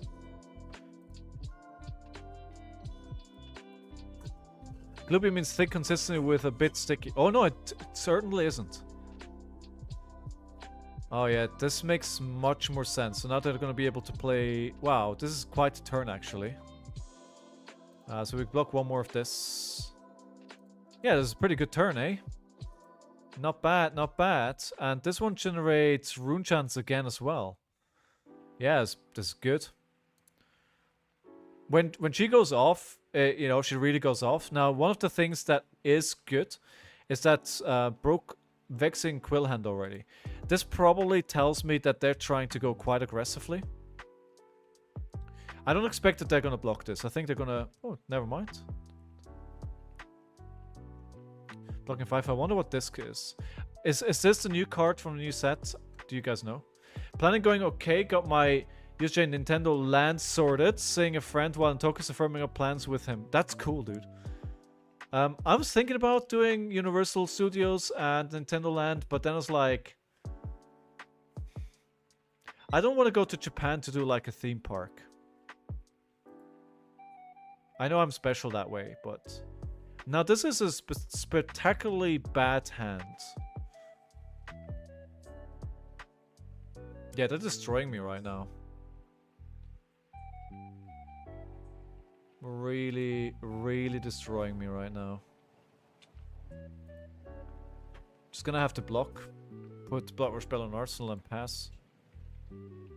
The only upside here is... What did they... No, there goes the Rune Chant, right? At least it's only one. But they're gonna get a second one with whatever they're doing next. Yeah, this is rough.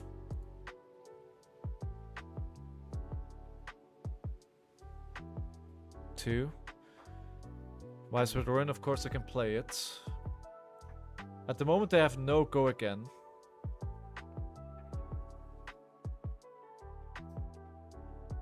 It has +3. Now I think they could use Spellbound Creepers as well here to give it go again. Yeah, this is a lot of damage they're sending. Oh my god. What was that? Up 3 then banish top card of your deck. Oh wow, that's good as well. So potentially, yeah, that's good blood tributes. It could potentially play something else as well. I'm just looking forward to get back to Japan.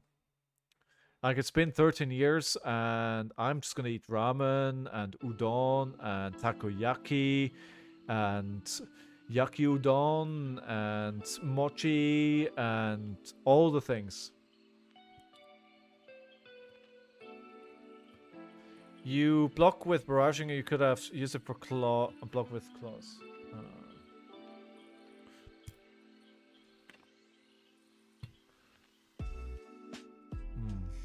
Unblockable damage as well.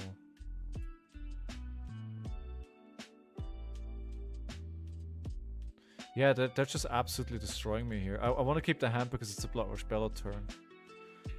But the damage is just insane that they're putting out at the moment. I've barely done any damage.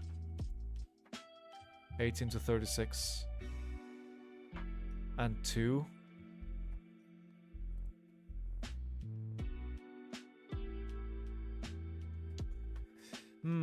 How do you feel into this? How do you feel in this matchup? Oh, this could be pretty good. So we're doing Mandible Claw for 5. And then just a Send Packing. Send Packing with a Pummel. No, we don't have enough resources. We're missing one resource.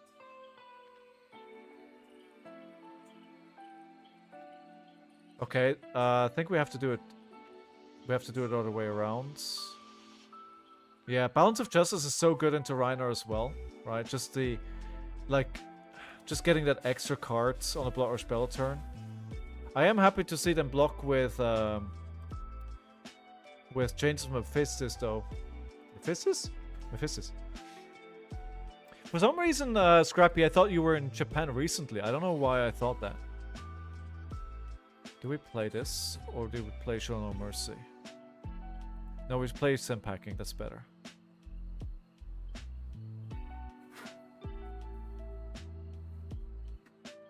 I was gonna... I'm almost positive I'm gonna get full block.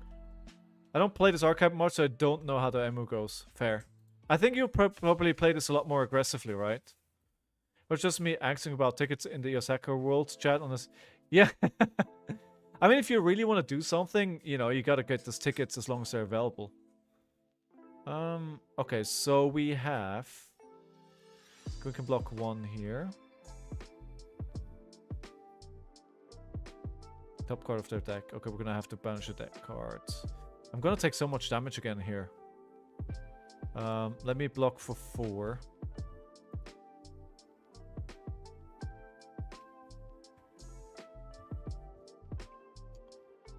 Damn it! Why? This is not the card I thought it was. For some reason I thought I put a Pummel in Arsenal. Oh, okay, that is a huge mistake. I don't know why I thought I put a... Or I don't know why I thought I did that. Oh. No. No, no, no.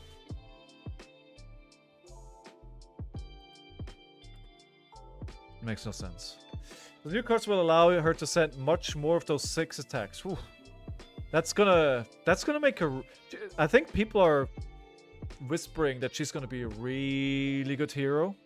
Or she's gonna be... No, let me rephrase this. She's gonna be much improved with the new set. That's the whispers that I'm hearing. And that she's actually gonna be a contender. Do you guys agree with that, or... Scarpy, can I ask who you're flying with to Japan? What's the airline you're flying with? So they have to play the Eloquent LOG. Oh, that seems to be broken. Oh no, it's something else that's broken.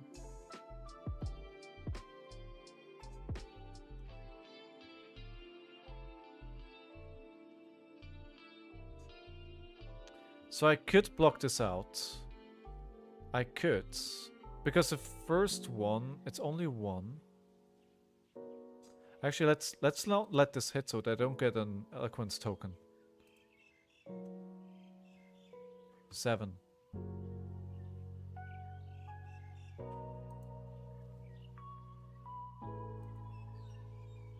Yeah, let's block. Let me block this out. Agility. Well, half their cards don't work. Yeah, because I booked with Avius Air Miles. Oh yeah, dude, you got business, right? I'm not jealous at all. I'm flying with ANA. Because it's like, if I'm going to be in the air for like that long, I want to at least fly well. But sadly, I always only remember that I should have a credit card that gets me miles, like whenever I try to use them for a flight and then I don't have them. ANA is one of the best airlines in the world, so I have great hopes that it's going to be a good flight even in economy. Maybe we're going to upgrade to... Maybe we're going to upgrade to premium economy, but I have to see about that.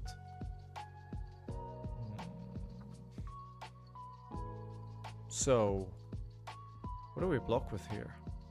You know, I'm really missing... I think I should have used the... I think there's more value in the gloves, the other ones, and I should have used the null room boots instead.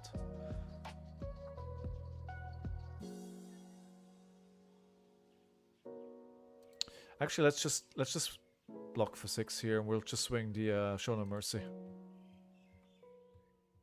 I think they're updating Talisha at the moment because I'm pretty sure this is a rune chant. I think something. Maybe if we just refresh it, actually.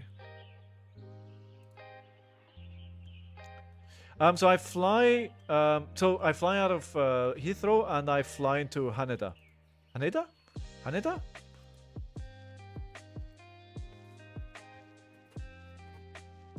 "14 hours in the air." Dude, I'm not looking forward to flying 14 hours. Oh, I do not look forward to that. But, you know.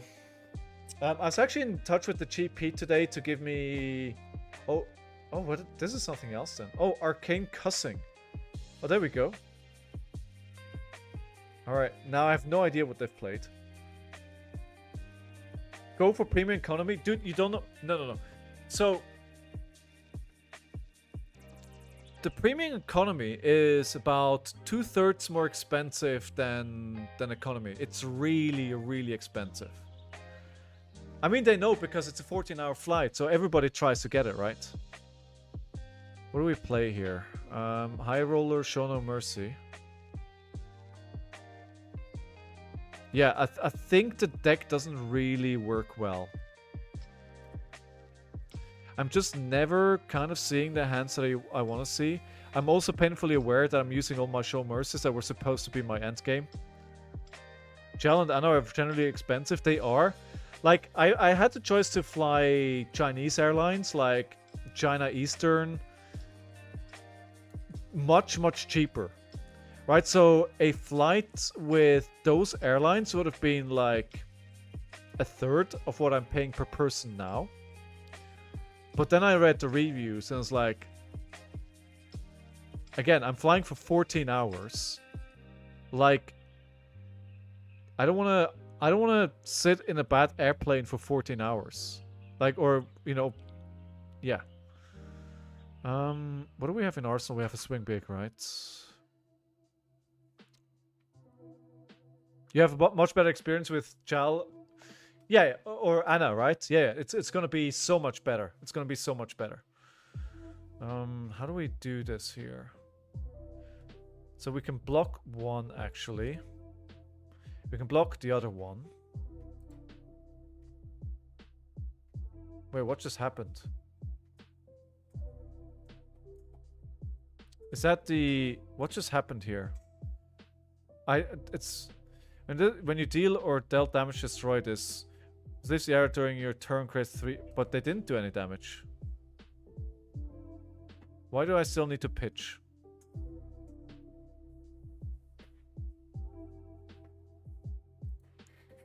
Okay. Oh, because it's 2. Yeah, it's always... The first one doesn't show because it's already gone through, right? Right, clash for 3 here. I think in that case, this is actually a mistake, and I should have... Yeah, it's a mistake. I should have used this to fully block... I'm losing 2 value of this. Yeah, that's not a mistake here. Can't make mistakes like that when you're behind. Although it's... considering how they started the game, I've stabilized a lot. Still don't know if it's enough to win the game, but I feel like I'm kind of slowly clawing myself back into the game. Especially every turn that they start with no rune chance there. I don't think Vex and Quellhand is the right way to go in CC. Like, I could be wrong, but I think the other one, I forget the name, is better because you can create a rune chant on command, basically. Time to learn card game related Japanese. All I know is water. Mizu. Kodazai is, I think, please. Ocha is green tea. Sushi is sushi. I started learning, and for some reason, Duolingo insists on teaching me weird things. Ooh, the go again is not the only thing I want to give them. Shigao. Mistake. Shigao. Do you speak a bit of Japanese then?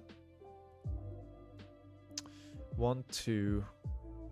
So this is 1, 2. Agile wind up, dude. It's not...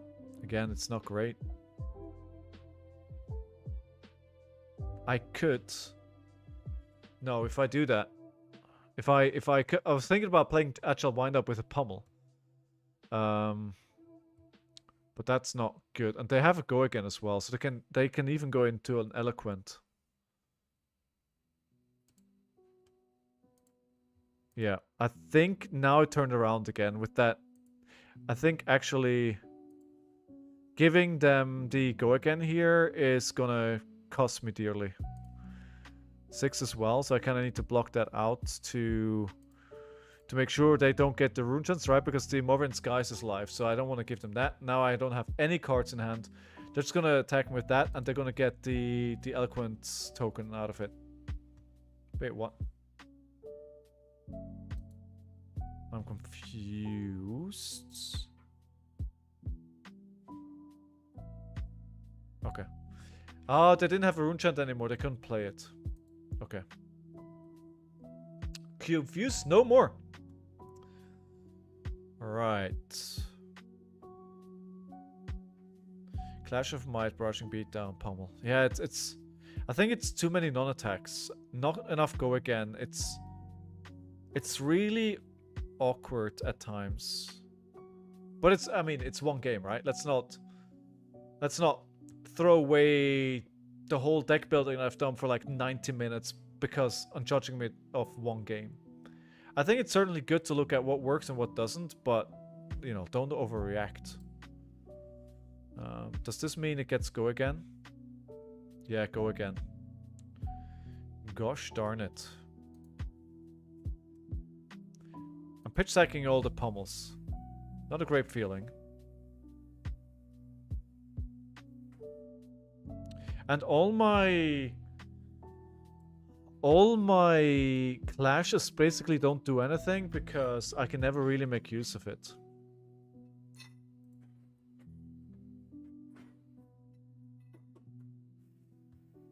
Yeah. Yeah, they took control again here. So this is 4. If I want to block it, I have to use ScowlingFleshBag.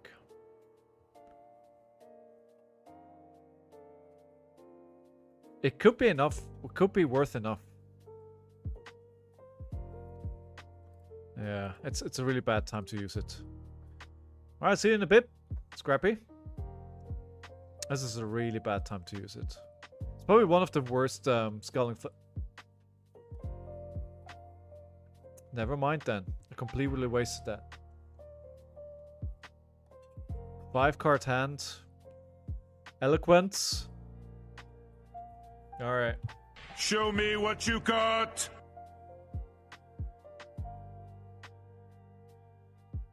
Yeah, turn 16. But wait. Did they just get a terrible hand? They maybe don't have an attack.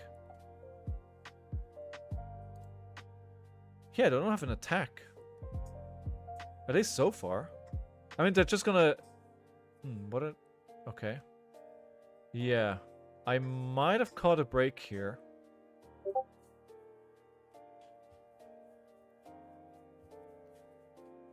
Okay.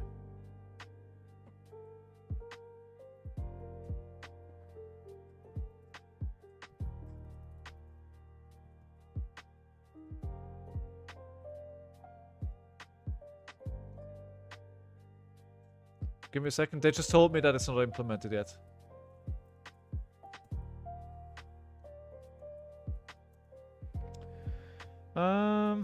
Alright. I mean, if I don't block this... 5. I don't have... I could. Swing with big pummel and still block 3. This is like... It feels like a last hurrah, right? It feels like...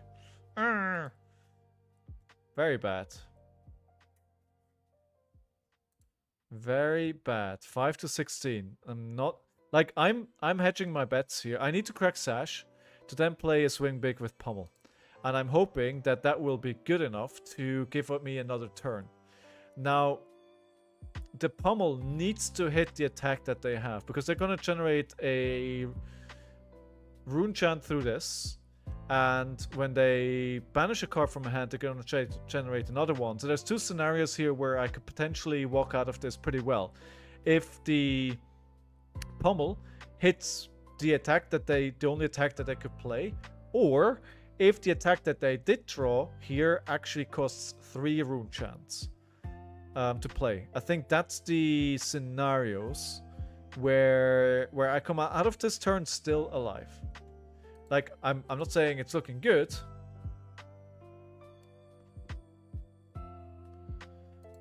But we'll see.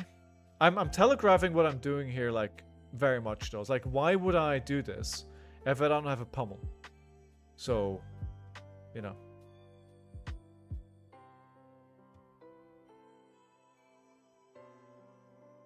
Buys me a turn though. Buys me a turn. I'm not dead yet. Spring tonic block. You could have rolled. Yeah, I could have rolled. But I think forcing a card out of their hand here is better than attacking twice. To bluff? Oh yeah, to bluff, yes. That is true. I could have rolled to bluff. Now, this is not ideal because it will create a rune chant. So now they have 2 rune chants for sure. If this is a... Yeah, now... No, this is gonna get... Yeah, no, we're good.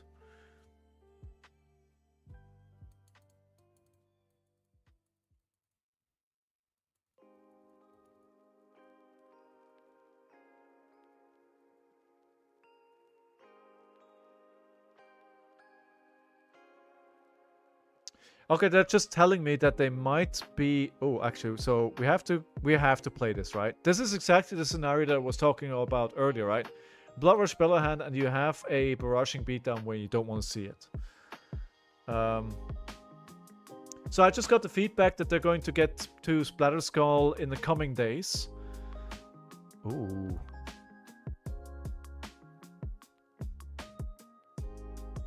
But the question is...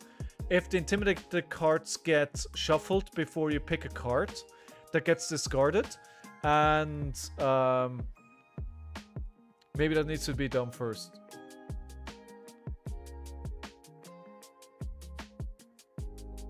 claw it. Claw, claw. Yeah. Claw, claw, claw. Claw, claw.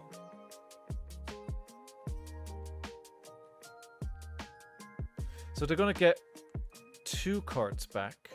That could be enough though.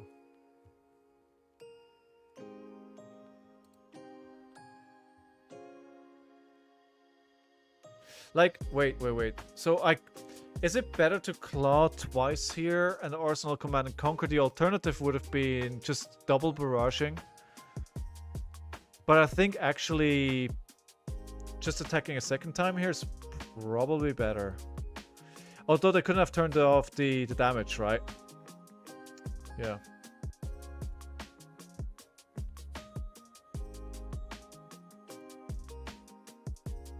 Wait, so they're saying basically choose. When this hits here, choose a face down card in a banished zone. Oh, that's basically what they're saying about programming in Telesure, right? It's like, do you have to shuffle or not? Because it says choose a face down card. So, like, you don't know for certain which card it is, but it's not saying it needs to be random. It does not say it needs to be random. So if they put it down in order, you can pick which card.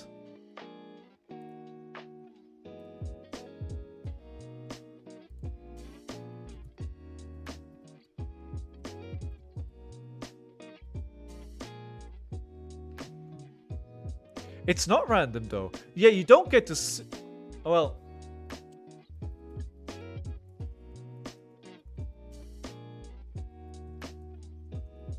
you're right. You don't know what you're choosing, right?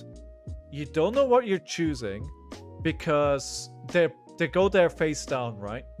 So you can pick which card it is. Like they don't have, so it doesn't have to be randomized because you don't know what it is anyway.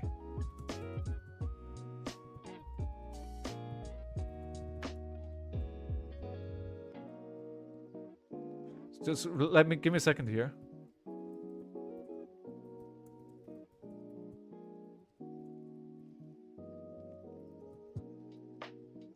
Yeah. You don't get to shuffle, right? You just pick one. Okay, so we have 3 rune chants. We're gonna block this. I think we're gonna...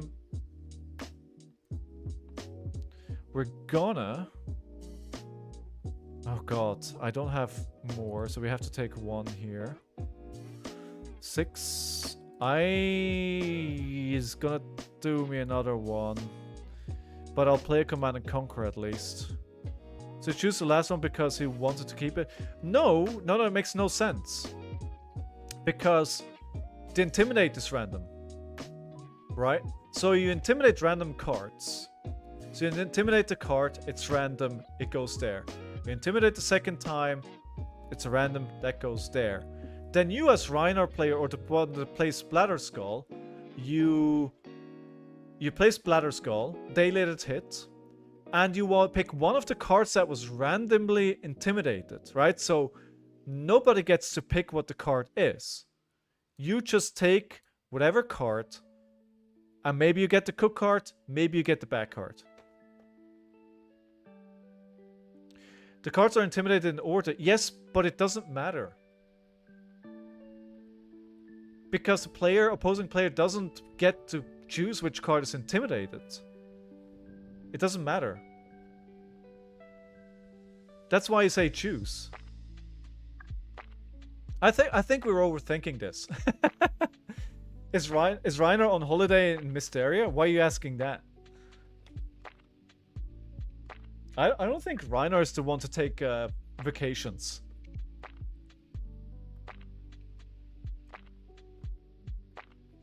Your playmat? Oh, yeah, true. I just like the art. And I think it's nice art, but it's also not too intrusive, right? I think this probably here loses us the game here. 3 card hand with 2 rune chants. Oh. Could be very tough.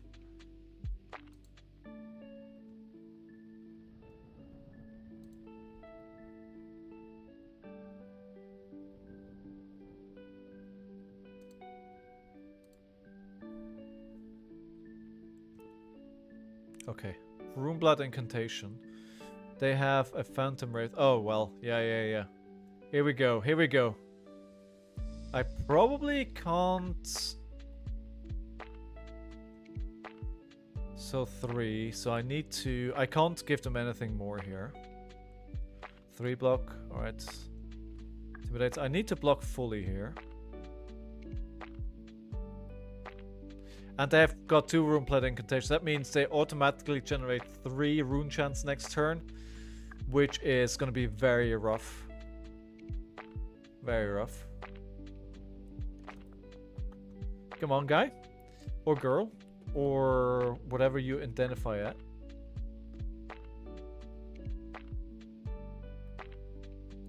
Let's refresh here. Because what do they have to think about? So this is just a 6, right? There's no modifiers. No, 6 go again. But they have no resources. They have nothing they can play. There's no shenanigans there. So if I block this out, I'm good. I can block with Clash of Might and the Clash of Agility. That blocks that out. Good. And then we'll just claw him for 4. Well...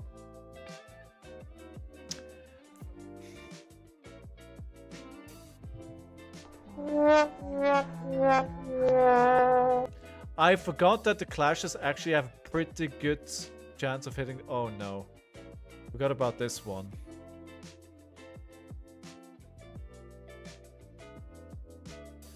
I'm not gonna let this hit. Yeah, the might and the agility is gonna probably... The agility and the might that I gave them probably is gonna kill me here. I am the architect of my own demise. But, you know, it goes like that sometimes. She's good now. She is good now. Again, a really weird, difficult, bad hand. I think it's too many pummels. It's too many pummels. I haven't been able to make use of the pummel. Oh my god, a deck you can actually build Rhinar build. Well, you know, you gotta stick to what you know. Oh god, I can't even block it out. Yeah, this is GG here.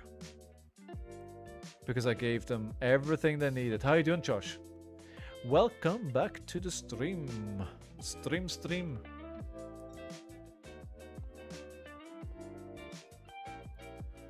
Ba, ba, ba, ba.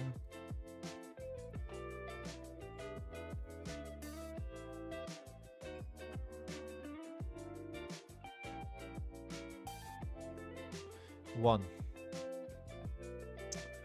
I'm just not going to let them do anything here. Because they're just going to try and whittle me down and get, like, the rune chance. I can't give them the rune chance. So they have another 5... I do wonder what these are. I know that one. I don't know what that is. It's kind of annoying, but I think they probably don't know exactly what this is either. If I could, I would play a Blood or Spell turn here, but I don't think I'm gonna get a chance.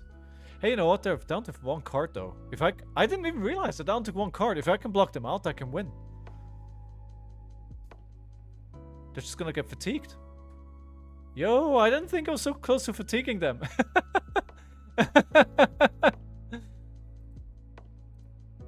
Alright, I have a lot of 3 blocks left still. Now the question is, what is this, and can they have go again here, right? They may catch me out here with whatever they have in their hand here. No, they have no resources. So they can crack... No, they can't crack it because they didn't... Because they didn't do any damage, and I didn't do any damage, so they can't actually use Arcane Cussing. I'm playing 4D chess here, guys. Or not.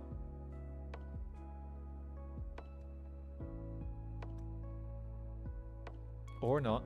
I mean, they have 1 card left. I win, right? You good? I'm glad to hear it. How was your weekend? I think I win.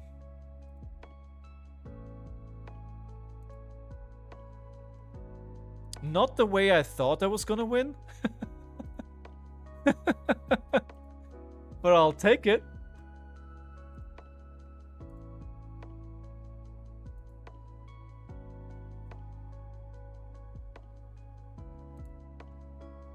Pass. I mean, what are they gonna do?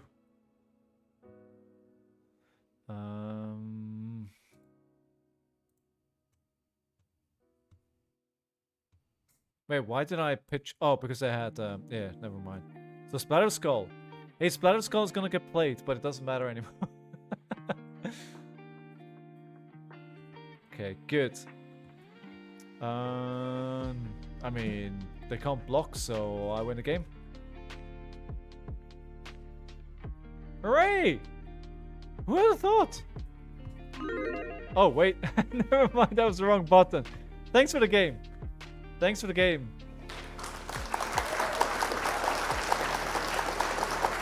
First real game on my own deck and I win it? I mean, we'll take it. How about we open up a pack to celebrate? That took a lot longer than I thought it was gonna, and I didn't think I was gonna win this, but here we are. Okay, so we have, what do we have? What do we have? We have Everfest, MST, just a couple of weeks until the new set. Hype is in check so far. Hype is in check. All right, actually give me, I'll have to run for 2 minutes. I haven't had a break in like forever, so I'm just gonna take a quick break. I'll be right back. Don't go anywhere. Have some Doki videos in the meantime. I'll be right back.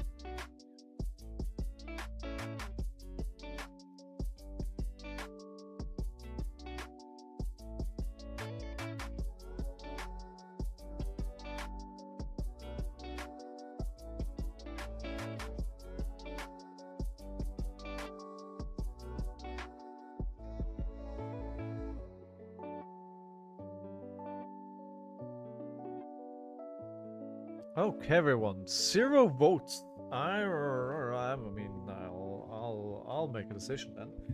How about some Part of Mistwell? Why Part of Mistwell? Because that's the product that I still have the most. Right. So let's open that. Let's open that. Ounce and Key. Pick to Pieces. Solitary Companion. Untamed. Desires of Flesh. Single-minded determination. Breed anger. Winning Blow. First Tenet. Mask. I just love the art on this. I don't know why. It just gets me every time. Reserved Tradition. Our first rare is Essence of Ancestry Body. Then we have a second rare, which is a Bond of Attraction. Then we have a foil, Venomous Bite, and just a token. Pack one, pick one. What are we doing? It's not a good Transcend card. It's not one of the better ones. The generic here is leaving me pretty underwhelmed as well. I think it's a pretty mediocre pack. pretty mediocre pack. I think I like the Venomous Bite. It's a red attack reaction, which is premium for new, and it's a foil. Why not? Good. All right, so we have one game, one win on our own deck. Let's add the counter here. And but I did kind of luck into it. I completely forgot to check their deck, which is arguably a mistake, which I should add to the mistake counter. I should have checked how many cards they have left, which I totally did not do. And I think it's definitely something I need to do. I think this happens to me quite often. Like, oh, Riptide. Second. So they're... Oh, it's Riptide. What do we do here? I think Dig Up Dinner is definitely coming in. I think we're playing everything. They could try and Fatigue here. Fatigue Rhinar is new meta. Unlikely. It's not supposed to be a Fatigue Rhinar, right? It's not supposed to be that. Wait, you played Zen at the skirmish, right? Just saying true to your ninja roots. Alright, so we have 60 with 65. Well, they're running 64 cards as well. So yeah, I think definitely a lot of cards. Ooh, Ironhide Helm is an interesting choice. Dreadbore, that's okay. I only have one defense reaction. How about we just do a send packing with a pulping and we arsenal a pulping. Yes, release Lee's Ball and just net deck the deck from 2 plays Manila event day before. Dude, that's okay. There's nothing wrong with net decking. I net deck all the time. And I mean, there's so many people playing Zen, so like, why try and reinvent the wheel? I think when it comes to Zen, it's like, it's pretty clear how the hero wants to play. I don't think there's a lot of secret sauce. I mean, you could have done like a blocking Zen, but does that really get you where you need to be? Alright, for 4. Breakpoints are not going to be great in this game. I may as well use equipment because it's gonna hit me otherwise. I think we're just gonna Agile Wind Up into Double Claw. So we're gonna block for 5 here. There's nothing else I can do. I don't think so. So you can see probably knowing which combos to fish when is the main choice. I think that's correct. I think I saw you had like the first game you played on stream was really good, like that last turn. Like I didn't understand why you played that like red 3 attack that gets buffed if you had another red that late in the chain, but I think you played it right. I wouldn't have played it like that, but I think that sequencing was really good. At least, well, it won you the game, right? But yeah.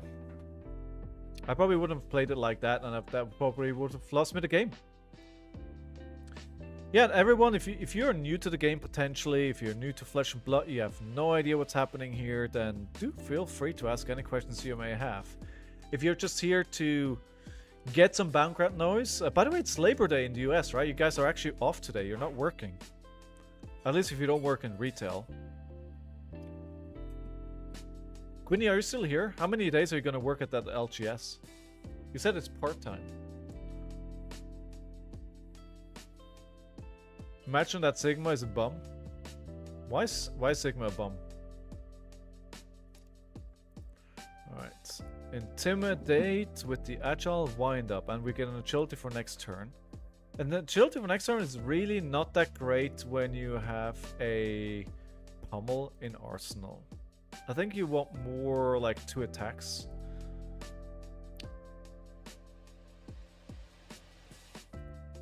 They're not blocking here. Down to 32. What are they saving? Dreadbore. It's not that... I don't think it's a super aggressive deck. We played a bit of Riptide late last week. Although 12 damage, you know? We're remorseless. That's pretty good. But I have a really interesting hand. Should we just ignore this? So, Frailty. Okay. That's fine.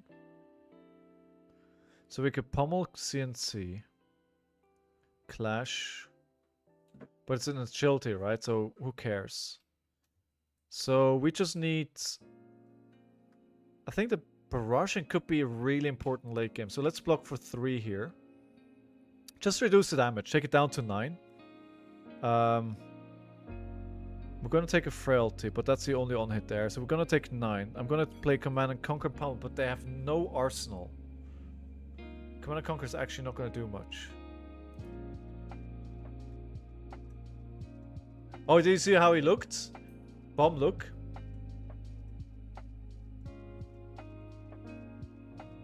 Dude, you know a bit of a stubble is a good look. Don't worry about it. Okay, the Command and Conquer is not going to do anything. That means they are not going to expect the pummel. You watch a vid, it clearly says Riptide's aggro hero. That doesn't mean that people play it aggro all the time. I actually love this. Because that means they're going to get rid of 1 card from their hand already. That means with the pummel they're going to be down to at least only like a 2-card hand. I actually love this. And they may actually not expect the pummel because they may expect that I'm going to play 2 attacks instead. Oh, yeah, they reconsider. That kind of makes sense.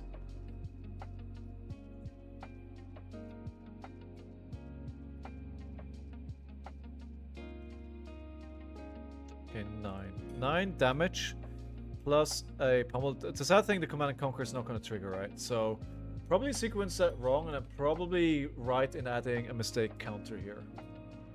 But it's not the worst thing in the world to happen. So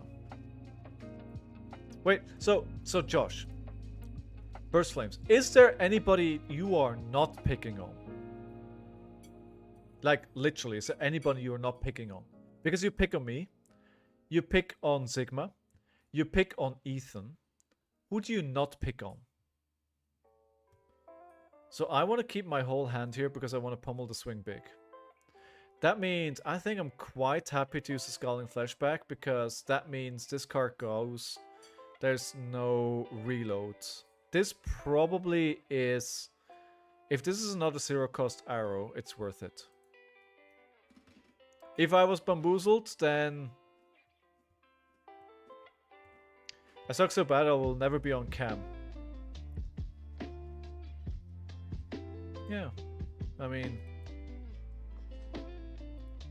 Shouldn't mock then. 8 pummeled. Let's go. I think it's too many pummels. I think I should probably reduce to 2 yellows and 2 blues. I think 6 pummels is too much. It's very much a situational tool and not like... You don't want to be facing pummels all the time. The trick kind of gets old. Yeah, I think that needs adjusting. Are they gonna try and block this out? If they were aggro, they wouldn't be running sync belows. Gotcha. Can't discuss that one away.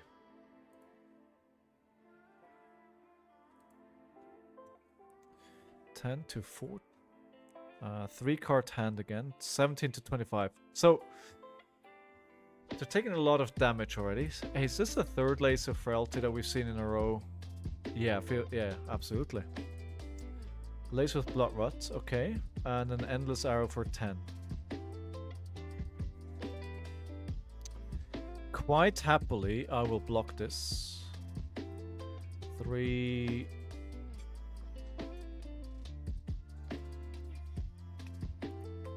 I think I'll block this out because...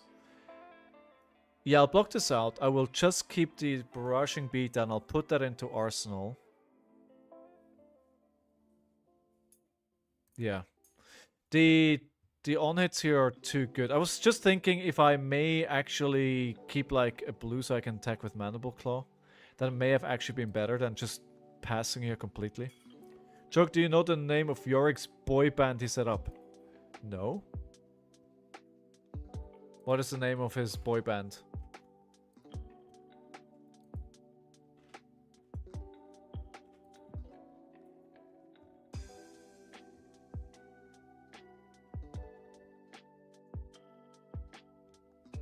That's a lot of damage.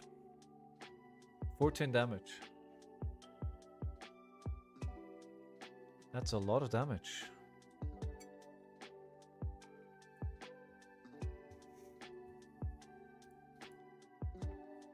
That's 4.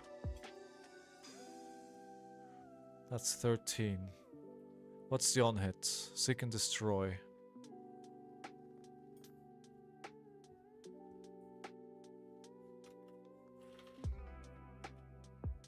Okay, I'm happy to take this. And the NSYNC below.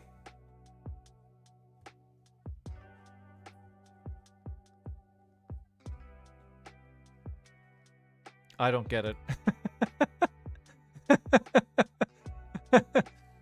I don't get it. So obviously the barraging beatdown right here is not good, but it's playable. And we'll just Mandible Claw. Sync. Oh. They took that. They took 8 to the face. Okay. What do they have that they think they can win? Okay, that's a 3+. That's another 3+. So that's 6. Premeditate, that's 9. I see. 9, okay.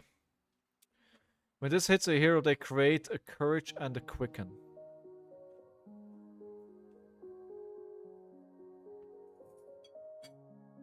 I mean, I don't have to take it everything, but I'm happy to just play a Show No Mercy.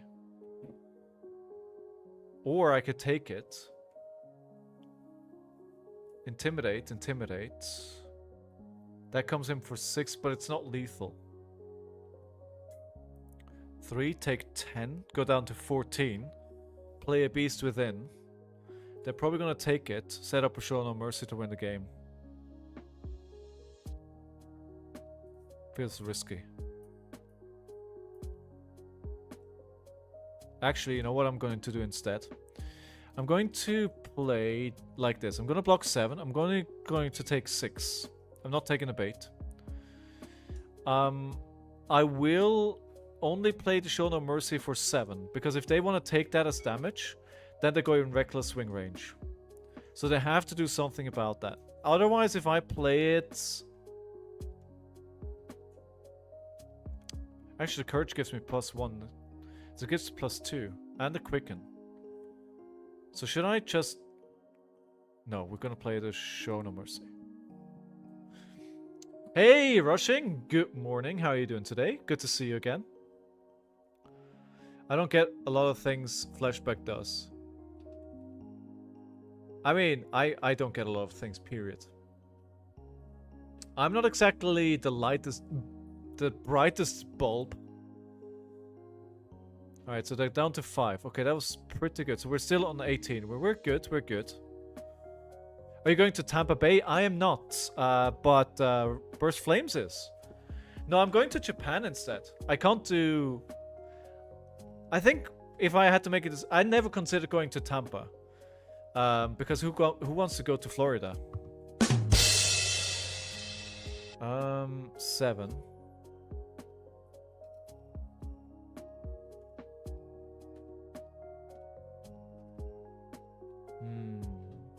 Now the question is, I could play Dig Up Dinner,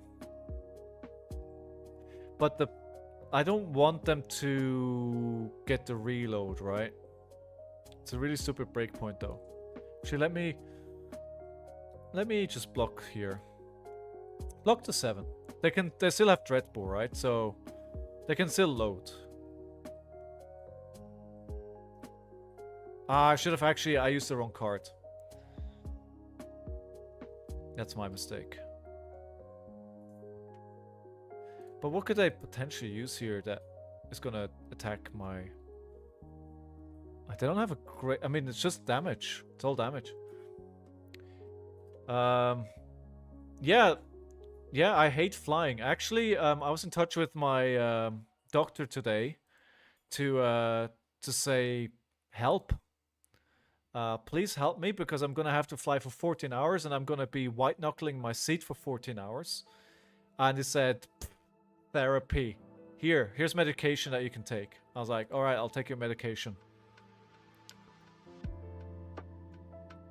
Oh yeah, please spam the Discord with all these spoiler cards that you get, or everything. Like, just put it into Discord. I'd love that. I want to see it all. As I wanna experience it as you experience it. Rushing, are you going to Japan? 7. It's pretty big when you're on 5 life. Especially considering there's a card called Reckless Swing in my deck, which I haven't seen yet, which will kill you if you're going down to 2.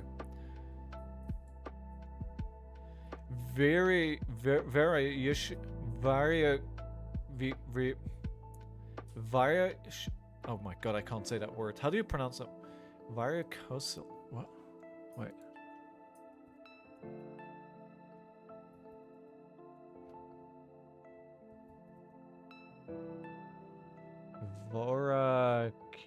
Oh my god. English has some really weird words. Okay, wait, here we go. Voraciously.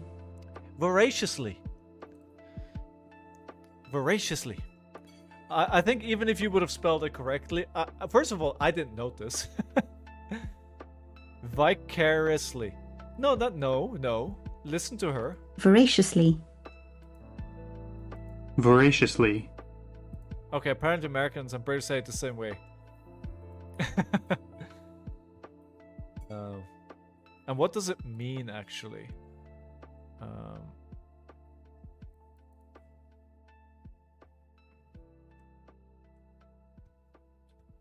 Doesn't say. Doesn't say, only pronunciation. Ooh, they're down to 1. That's risky. It's too, again, like, rushing. I think you need to get your sleeping pattern checked out, dude. 12. So this is only damage. This is only on an arrow. So what are they gonna do? 5 go again? Dreadboard? But what are they doing? Oh, 5 go again. Okay. Alright. At the moment, I mean, I'm gonna block for 3 because I have 2. Actually, no. Take me to 5. I don't know what they're presenting next, right? So I might need my blocks there. Means to get your experience through another viewing box opening for an expensive product you can't afford to buy. Ooh, so like when I open packs on stream. Not going to go to Japan, so I need to get my ERL bread up. Maybe sometime in the future, dude. Maybe sometime in the future. Alright, we block 3. I think with the Blood Rush Bellow here, we should potentially have the game. I mean, it hits... We're down to 3. If they have 3 traps, we lose, right? I could also just use the pulping here as well. Yeah, the pulping would have probably won me the game. Oh my god, the pulping would have won me the game. Alright, we just attack for 10. Should be enough. But I need to go to Kuala Lumpur calling NFU. Oh, nice, dude, Kuala Lumpur. Should be good. I didn't even know they get the calling, but that's awesome. I hope LATAM gets more events, right? I really love... I think Latin America deserves some love. Alright. I should have just played the pulping. Because now... I mean, Reckless Swing is just gonna win the day, right? So, Brazil had a battle hardened, right? There's a big scene there. They just had a battle hardened. But I think they deserve a calling. I also see posts from Chile a lot. People are really keen in Chile. They did like an unofficial skirmish season over there. Don't get trapped to death. I'm not planning to. Singapore? I mean, dude, Singapore deserves one as well, right? Yeah, we just Arsenal the Reckless Swing here, and then we probably win it after this. I could have thrown it away here by If they have 2 traps, I would have thrown it away, right? But now, hopefully, this means I win. This should probably mean I win. No, they're just gonna pass. Well, I'm just gonna pass.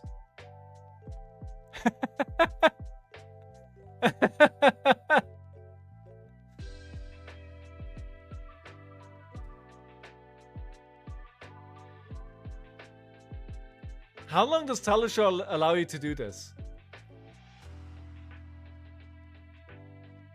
Why can it just attack with claw? Yeah, right? Yeah.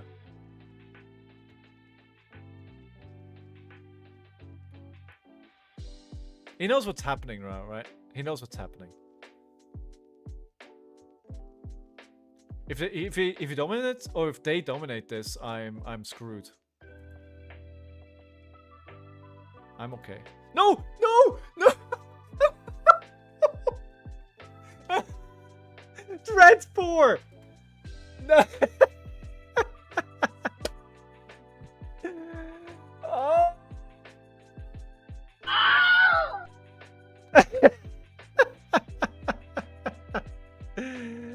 Oh!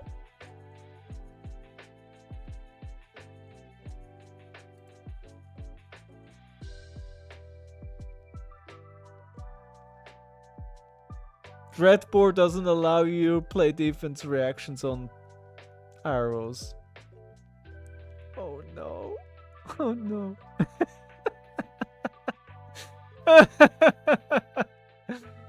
Oh no. Oh, it didn't put a reaction. Oh no. Well, round of applause for player number 2. Oh no. Well, I deserve that. I deserve that. What a huge mistake. I completely blanked on that. But it's yeah. Yeah, Riptide does. I was going in just like, oh, Riptide doesn't do anything this game because I'm not running any defense reactions. Well, let me tell you about the one defense reaction that I want to play. Was it Release Attention? Oh yeah, that one was. Yes, you're right. You're right. It was Release Attention. It wasn't Dreadbore. Yeah, it wasn't Dreadbore. It was Release Attention. Oh no. Oh no.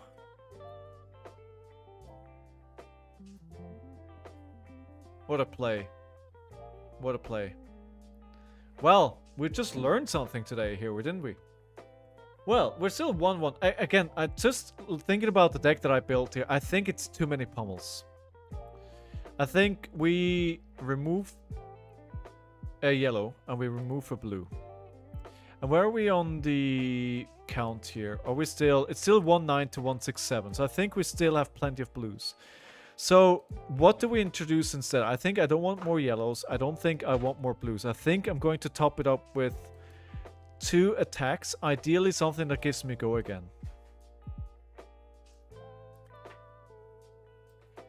So we need go again. Is that really the way to go? Where's go again? Why can't I see it? Okay. Generic. B1. Roots. Okay. Bingo doesn't have to go again. Oh no, it does. Bonebreaker Bella could be interesting. I don't think so though. E-Strike. E-Strike. It's kind of a jack of all trades, but it isn't a brute card. It really messes with your Bloodrush Bellow turns. Could have CNC'd or swung claw. Could have. Yeah, I thought I had to win. That's why I didn't do it, right?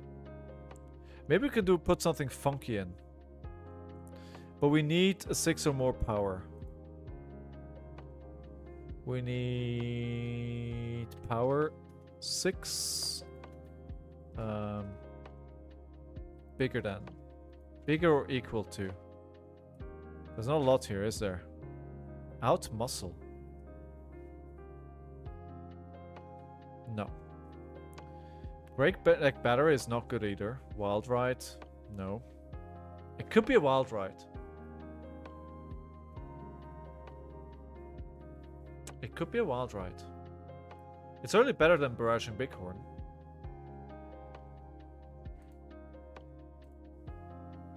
Let's try 2 wild ride. It kind of messes with the deck though. The non-block. The random discard and the random discard with the deck that I'm running is really dangerous. But let's try it out. It does help him. It's a bit risky. It does help in some regards as well though. Just saw the guy who beat me at Spellbound Skirmish top 8 win the event, so I feel better now. Dude, I think you don't have, you played well from what I can see, right? So you don't have to, you know, you're all good, dude. That was Dimitri, right? And what did he win on?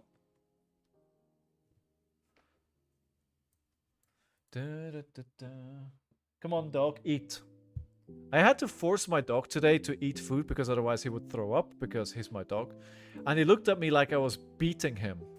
It's like, come on, I'm only making sure you're eating food. It's not that bad, honestly.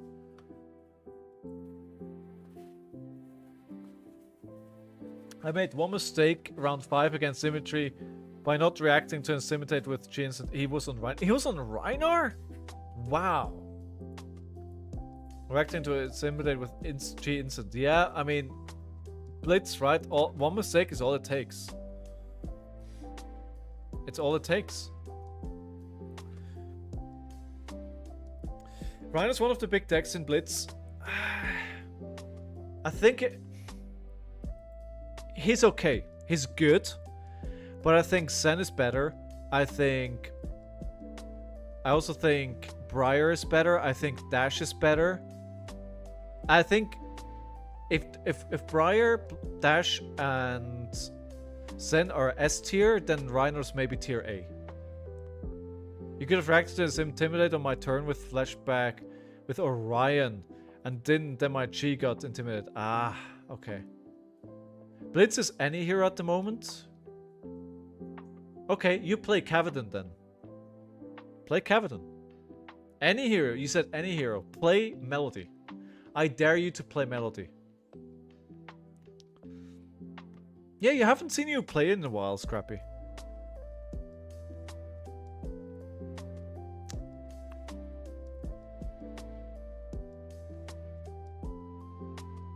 Like, the problem with Rhinar is he can win any game, but he can also whiff on... Because it's a bit random, right? There's more randomness in Rhinar than the other top decks. And that's why he's just a step down from those decks, in my opinion. Forget OGKO? No, I'm not gonna let you play OGK, you play Cavadan. It's getting worse, Scrappy. Hate to hear it. I hope it turns around one of these days. I don't know if that's a possibility, but I hope so. Was RNG here in the game? OGK, that is true on the that's true. On the RNG, that's true. Yeah. Sending you all my energy. Here, take my energy. You know the Dragon Ball meme where they're all with their hands up to the sky and the energy is going up in the sky? That's literally me right now. Can we get an opponent here, please? Nobody wants to sit around and just hear me talk without a game to watch. Oh, by the way, I don't think I've mentioned this before. It's going to be another short week for streaming. I'm going to France at the end of week. I'm going to Bordeaux with my mom and my sister. Right, this is going to be a game. This is going to be a game.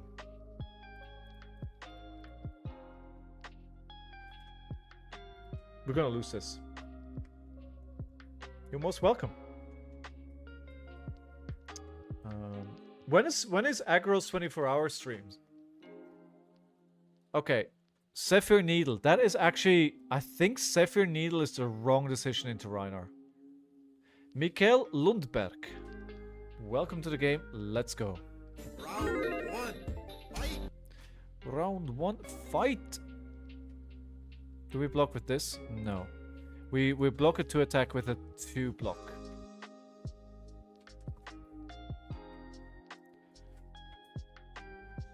Yeah. I know there's a lot of interruptions to the streaming schedule at the moment. I wish there really wasn't, but you know, sometimes life just takes over. But then after I come back from Bordeaux, I should be back to streaming 4 times a week until I go to Japan. And I also have no plans after Japan, so then until at least roughly the end of the year, I would say I should be streaming 4 times a week, as you guys can expect. Okay, so we're gonna need to block 3 here. Are they actually gonna go wide? Oh my god, they won the clash. Oh no!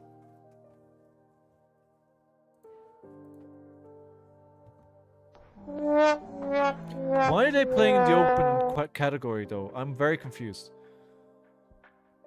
Have fun in France. Going to other countries so easy in Europe. Wish it was like that here. Just Canada everywhere. Absolutely true. And you know what's the most awesome thing is? I can go by train. Which is super awesome. Alright, Splatter Skull, it doesn't do anything. But I think it would be really good here as well. No, I haven't intimidated. Never mind. It's just a 6 attack. It doesn't matter because it doesn't do anything. Yeah, but you're right. My 5 prize packs had Tutorial Domain and a Shadow Realm Horror. A Shadow Realm Horror? I mean, that was perfect. What's a Tutorial Domain? What's that? Precious? That doesn't ring any bells. Oh, a tutorial domain. Oh, cool. Oh god, they're already going for it. They're already going for it. Everybody clutch your butt cheeks. Ninja Blue block card DR. Got it. So, a card that we'll never see play, right? Yeah. I really wish, I really wish Zen would have been like a mid-range ninja. Like, block, attack with a card, a red, maybe a tiger. Yeah, Fatigue Ninja, right? Oh, okay, Art of War. Of course, we knew this was going to happen the moment that they blocked the Traverse of the Universe and Stride of Reprisal. When they do this, you know a Art of War turn is coming. And they tutor for Descending Gust Wave. That means they have bonds of Ancestral Bonds. What are they going to get? The only card that they can get is a Mauling Key. Well. Let's block for 2 here, and maybe we get a good card. Maybe this was the Ancestral Bonds that we got out of their hand there, yeah? I'd also Fatigue Zen in Nats this year, but that was one of the cards I played. Among Flick Flags. I mean, every now and then a Fatigue Ninja comes out of the woodwork, and it's glorious. By the way, Silver, how are you doing? Good to see you, my friend. As we predicted, Mauling Key, it's the only thing that makes sense. Actually, this has no on-hit, so let's just let this hit for now. There may be potential on-hits in this chain somewhere. It's unlikely, but there may be. He was the same guy I won the Poco Plus Enigma with Refractor. Oh, okay, now I need to block that. I didn't want to block with anything from my hand because, you know, Blood Rush Bellow and all that. But we have to destroy the Zephyr Needles. Like one of the games that I lost at the calling. Wait, no. Wait, no, it was the wrong one.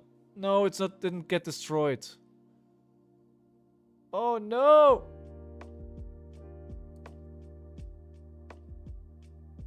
Oh no, another mistake. I realized what I had done as soon as it was gone, right? Yeah. Okay. Okay. You can't make mistakes like that. in a close game like this where everything counts. Okay, we're just gonna block 4 here, take 2, down to 28. Because I want to keep the rest of my hand, right? We'll play a Blood Rush Belly with an Agility and a Might. It is a decent setup. My Pressback from Spellbound had an Attune with Cosmic Vibration. I think that's pretty good. Is it? It looks beautiful, that's for sure. I don't think I've... I think I saw it played in, like, limited... Ooh. So Claw into Sand Packing or CNC.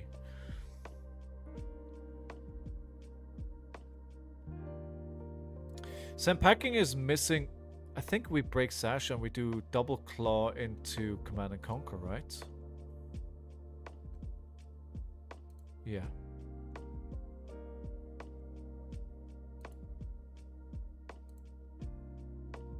Or Sash. Now, Sand Packing, of course, now. Oh no, can't. Claw Sash doesn't work, I don't have enough resources. But Command and Conquer is good too. Tubson of Son of Fun. Son of Fun or something like that. It's very RNG as it relies on top deck of your opponent being blue, so maybe a sideboard. Ah, yeah, true. Ooh, look at all that block that Ninja's presenting here. But I do love the early Tiger Stripe Shuko block. And we're in turn 3 and they basically got all their equipment gone. That is good. I don't think they needed to do that. I mean, I don't know what's... Why did you send CNC first?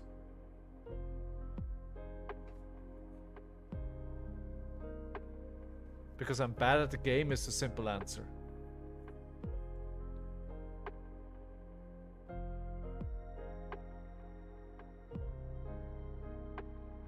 I wish Splatter Skull worked. I think in this match it's really good. This is just a 1. I mean, it's 1 damage. I could... Ideally, if I want to be greedy, I'll play the Wild Ride pitching the Pummel. The problem with that is I do run a lot of non-6s. So that's not ideal. But I'm thinking this is a Zephyr Needle turn from them. So maybe we will... Yeah, we're gonna have to block with these two just to get rid of the Zephyr Needles. Played Rising Sun, Setting Moon. Wait, this is a second 100 wins, right? Yeah, so it's for 4. I think this is a Bamboozle.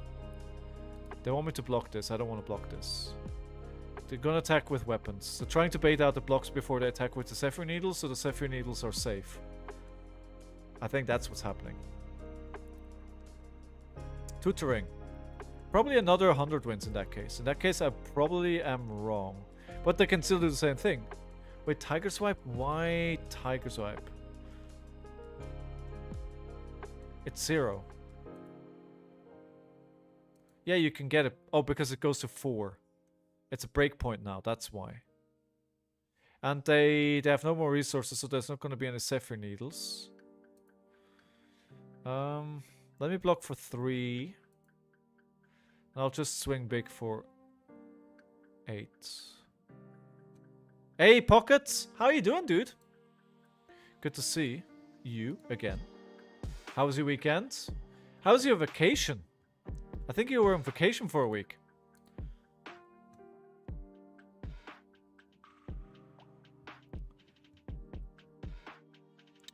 Eight. Yeah, of course they're not blocking. So then now they have the 5-card hands, right? So we need to make one of our next turns really, really count. This could be a good setup for a turn that counts. But I think if they attack with Zephyr Needles, I just need to block. After I mess it up, they could be down on 1. Vacation was very nice. Went to Great Wolf Lodge. Great Wolf Lodge. I have never heard of that, but sounds good. Is that at the Niagara Falls?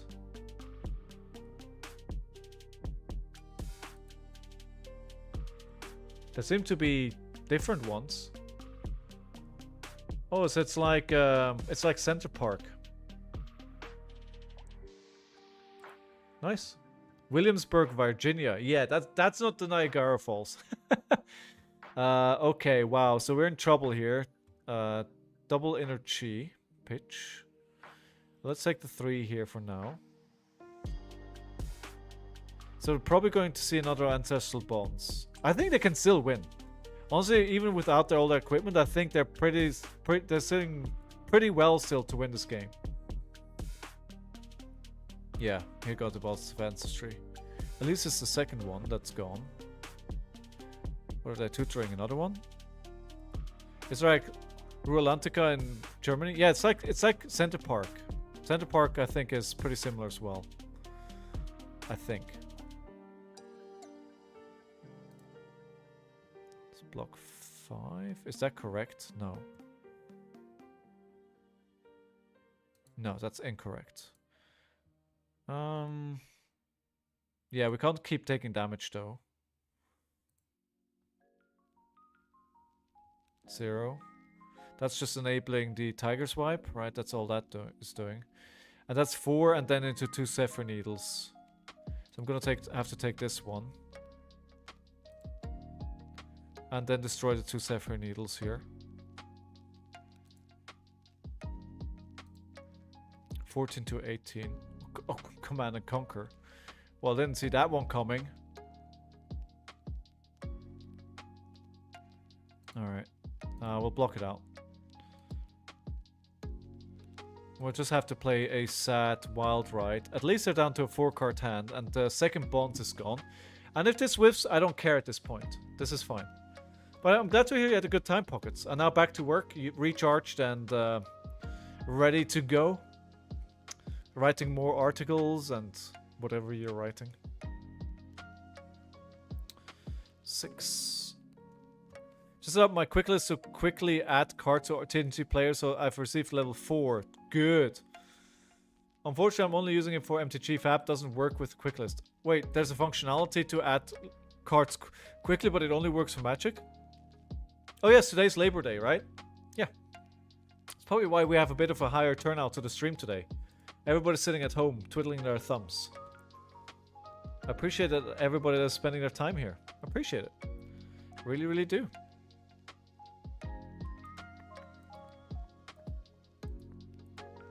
And maybe I should have tried to go again there when I had the opportunity.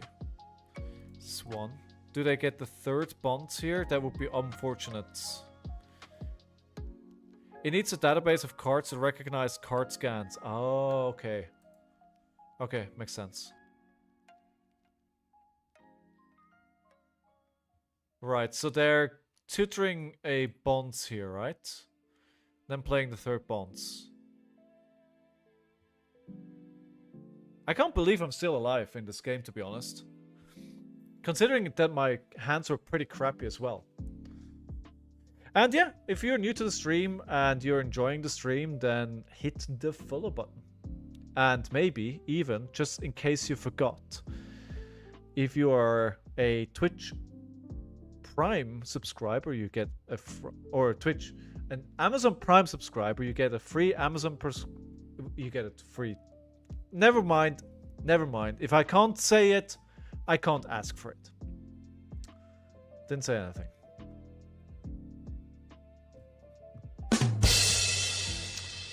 Okay, so they're just pushing for damage here, right?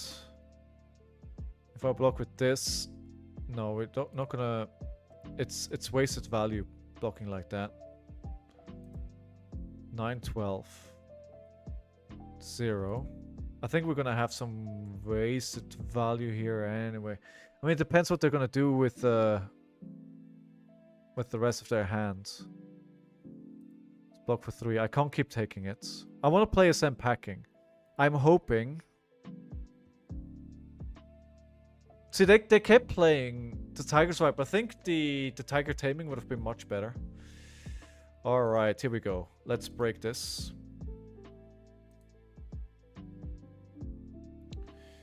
I'm not going to block... Am I going to block this? No. I'm going to play the Sand Packing here. I hope this is not playable. Because I really want to send the send packing and have that have impact. Did you know that subscribing... Oh, really? That subscribing with Twitch Prime is not only free, but also gives your favorite FAB streamer Jeff Bezos money? What? That's amazing! I did, in fact, not know that. Well, this is bad. I did not want them to attack more. You plan to play any of the new Rosetta heroes? No, I'm not planning to at the moment. No plans at the moment. That may change, but at the moment, I think the one that I'm most like drawn to is Verdance, because she seems like the least wizard or runeblade hero, and that's kind of telling, right? It's like the one that I want to play is like the least wizardy or runebladey. Yeah. Yeah, maybe the set is just not for me. Maybe it's just not for me. Not every set can be. Or can they do 9 damage on a turn? Yes, they can. It's for me? Yes, you're all about that earth. You like taking your hand and digging it into the soil of Mother Nature, putting up to your face and taking a real deep whiff. I want to verdance with somebody. I want to dance with somebody. Oh, they're playing Shifting Winds Mystic Beast. Ah, they're getting all the Transcend cards when they need it. Has anyone done anything with the trending Dirtman song with Terra in it? What do you mean trending Dirtman song with Terra? I'm still keen for Verdance, but the excitement for Azalea is growing. What's drawing you to Azalea? Damn it. If they couldn't transcend here, you know, maybe we can do something, but...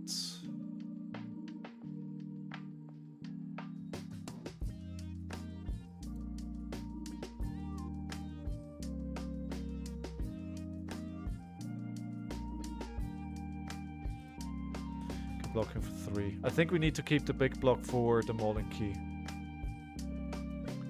There's a meme song called Dirt Man. Okay.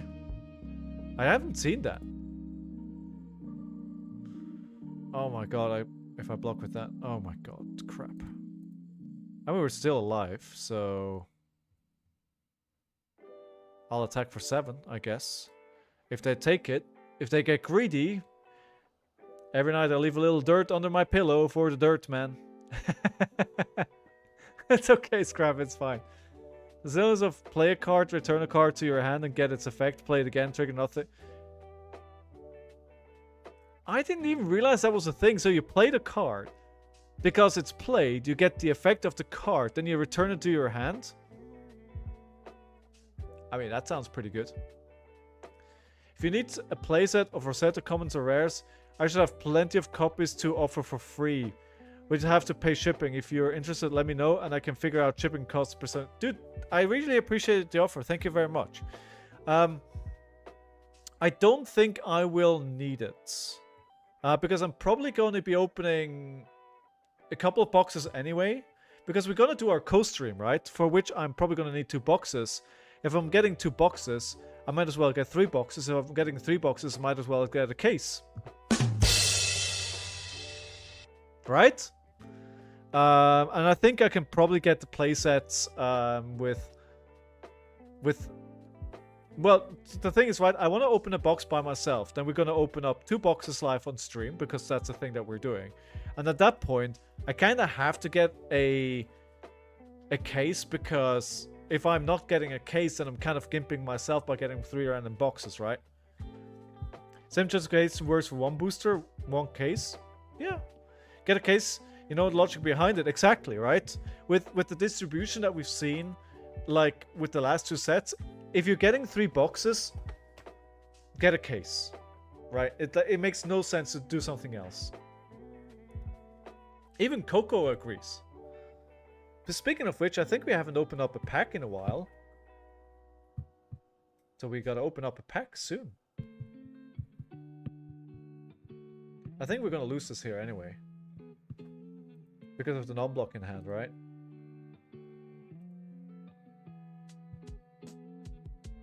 The non-block is gonna kill me. Too bad. Too bad. Down to 1. If they present cards of break. Ooh, we're not gonna lose. We are in fact gaming, and we are in fact winning. Reckless swing for the win. That's why you're on reckless swing. The only way I lose this potentially is if they play a dominate card, but I don't think Zen plays any dominated cards. Yeah, it's actually interesting. Zen does not play any dominated card. I can't think of a single dominate. No, it's not a thing. So, sorry, you play Sigil, then you return the Sigil to your hand. Because it's left, play its effect, triggers. Okay, got it. Or if they use Threadbore and release tension. You had to remind me, didn't you? Ew, yikes forever. Yikes forever. It's gonna be one of the things you guys will remind me like 2 years down the line, right? It's like, remember that one time you forgot? It was like, it wasn't actually Threadbore. Round of applause for our opponent.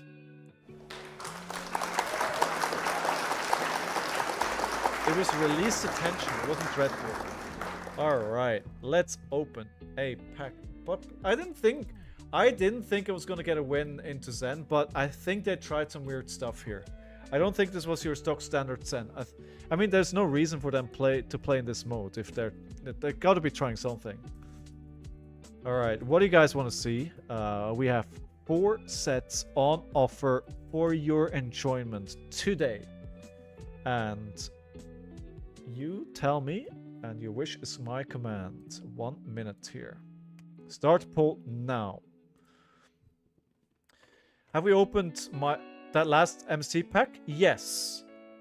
The last MST pack that we opened was the last from the other box, actually. So we're going into the last box of the case now.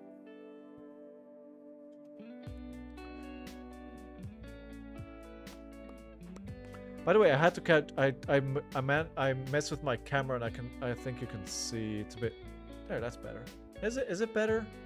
That's a bit overcorrected. There we go. That's better, because we played D&D right on the weekend and IDM. So the camera for streaming up here is great, but when I DM, I take it down here on top of my screen.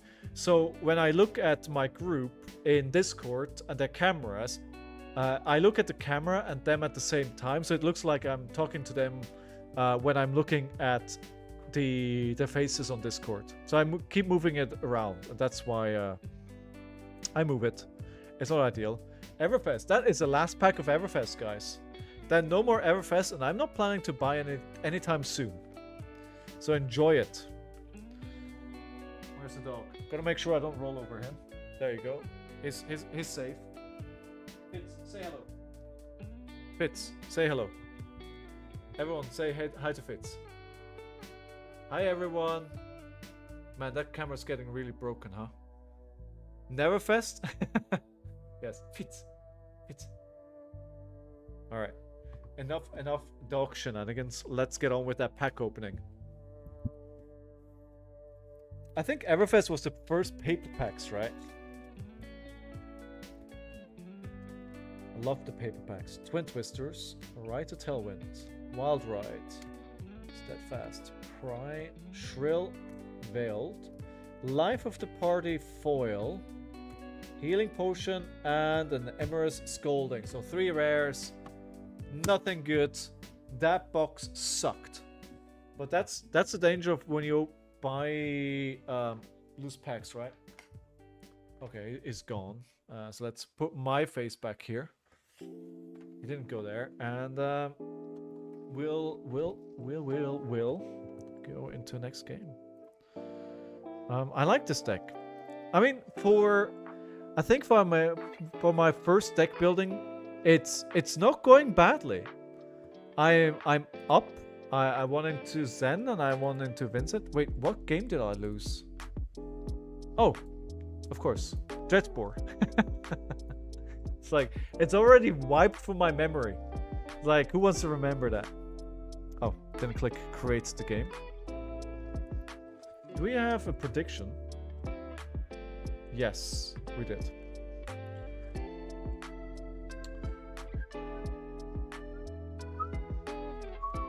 Pockets! Pockets! Pockets, pockets, pockets! Alright, we'll bring this. We'll bring this. We can bring slightly more. Good luck. Good luck. Let's play. Let's play. Can we beat Pockets? I'm trying to fight the urge to get a booster box of Pokemon set just because I can't find the one card I want in any stores. I mean, doesn't seem responsible. Isn't there like TCG player for Pokemon? I think it would be cheaper to just order it from Europe instead.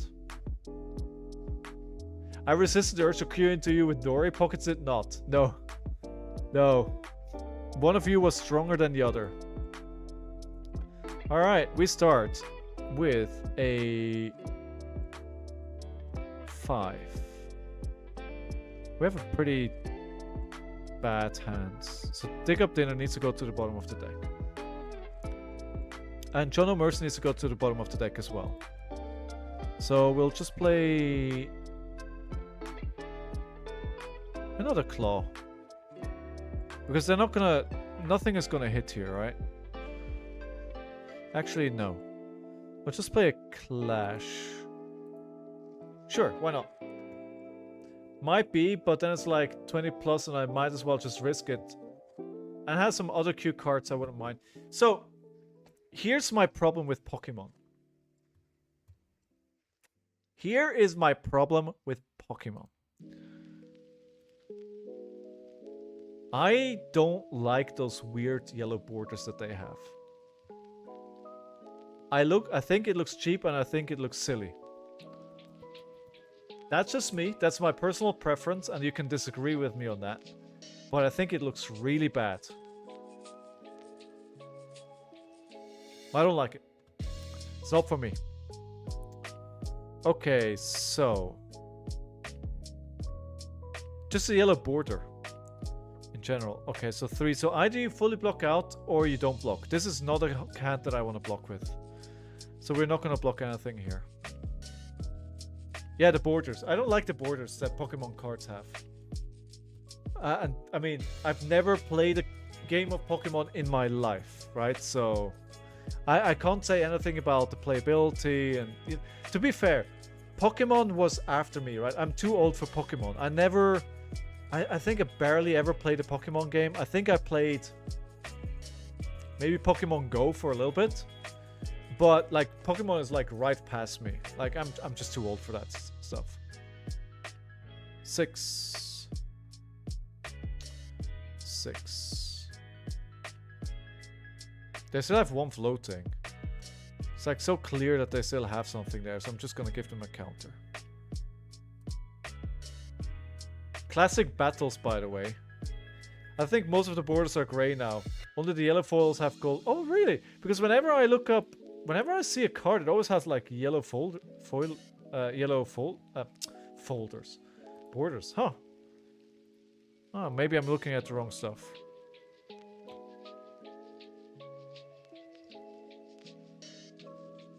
I think giving them a counter is definitely a mistake. I think I should have tried and blocked here the second attack. Let's add it to the counter. The old one said, okay. I mean, how long has Pokemon been around, right? Like, that game must be super old at this point. They're not blocking. I'm not blocking next turn either. I have a block or spell a turn. What's interesting, though, is that he's not playing Axis. Pockets always plays Axis Dorinthia. What is your guys? By the way, I didn't ask it. What is your theory? We saw these old art heroes in the last few days, right? Viserai, Dorinthia, and I forget what the third one is, but they look really cool. How do you think we'll be able to obtain them? What's your theory on that? Love it when brutes race with me with Dawnblade. If they stumble, they get run over. Yeah, it's really really bad. And this is a hand it's too good not to not block here. Oh my god, I have to block. I have to block. I cannot not block this. And it might still be too much.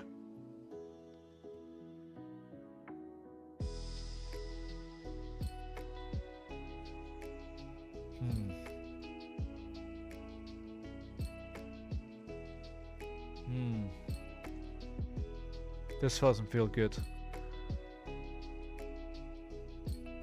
If they have an attack reaction here and the resource card here, then I'm effed. Yeah, I need to add another card or not bother. You know, it's just like, it's 10 damage.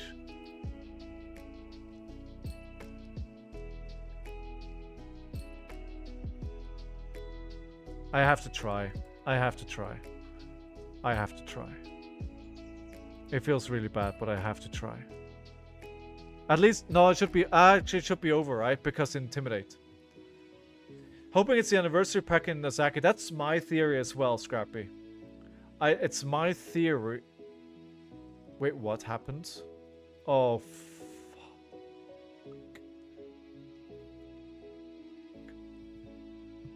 Ew, yikes forever.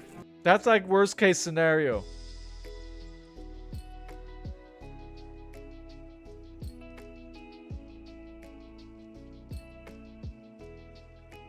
No, it's fine. I can't attack. Woo! Woo!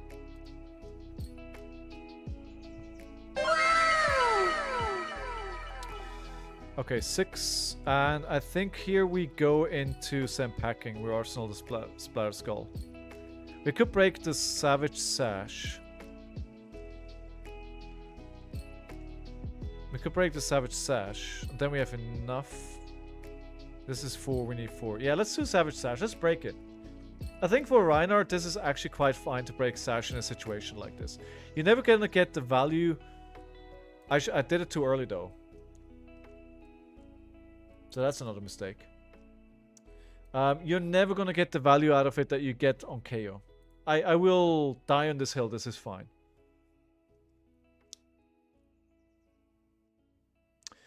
Yeah, it could also be that, you know, there's archive packs product that they introduced for Japan to catch up. It could also be that those old art heroes are in there. That could also be. But I think that's not that likely.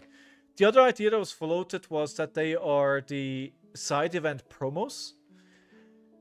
I don't think that will be the case. I think they're going to follow the thing that they've done for the last few events, where they're going to have like a null rune set for Osaka.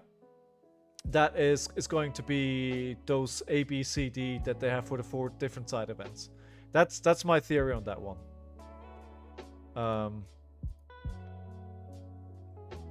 You know, it'd be pretty cool to have like a ninja or like a samurai or maybe a kimono. Or something like that for the null rune. That would be really cool. Oh, do we know if metal FAB tokens are making like pitch tokens for worlds? They got it, right? Whoa. Unsheathed. That's a new card. Ah, that's a new card. 7 Dominate. Go again. Feels pretty good. Alright, I mean, it's Dominate. There's no way I can do anything against this. So this already works then, huh? +1. Yeah, it already works. That card is programmed. For all those warrior lovers out there, if you want to try out the new cards, it works. Do I block this? No. We'll do... No. We will not. I will risk it. It's risky. Very, very risky.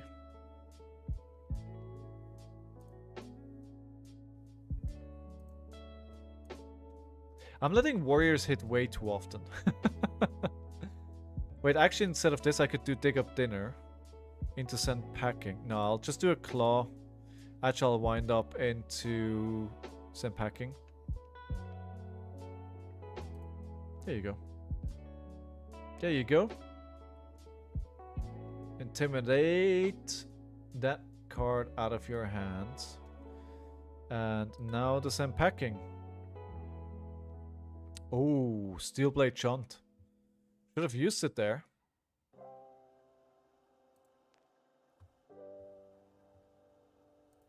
Kind of makes sense that they're not blocking this out. Okay. So, I have an agility. So I can take for attack for 12. They're on 7. They have 2 block left on equipment. Feels risky just attacking here. If they have another Steel Blade Shunt. But how many are they realistically running? Probably 2 or 3, I would say. Okay, let's see what they do here. Okay. 7 go again. And whenever this hits, they put a +1 counter on it. That is unfortunate.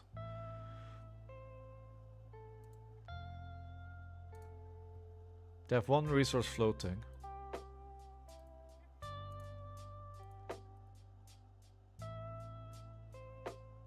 I'm gonna have to gamble that they don't have an attack reaction, and I was wrong. Yup. Well.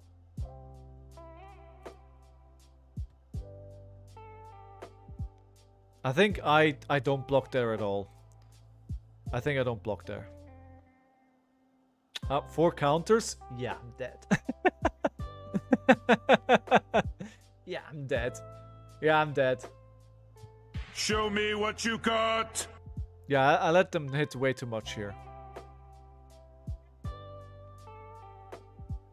Well. Well. Live and learn, right?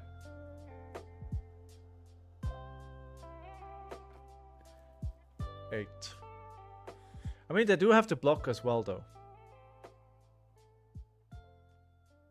Reckless Swing. We did pitch a Reckless Swing at the very start of the game, so they know it's not going to be there anytime soon.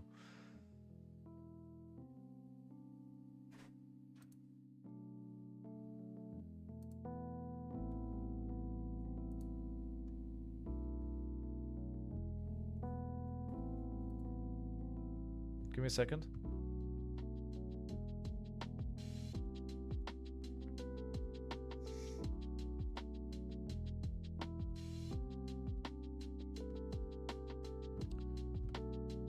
No, I'm still here. I'm still here. I just pressed the wrong button.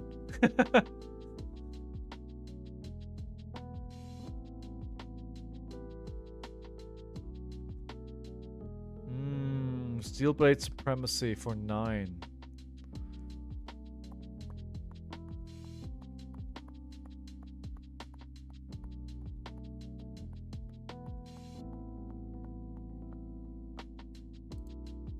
Block 3. If they have it, they have it. It's... I mean, I let them get 4 counters, right? I mean... Yeah.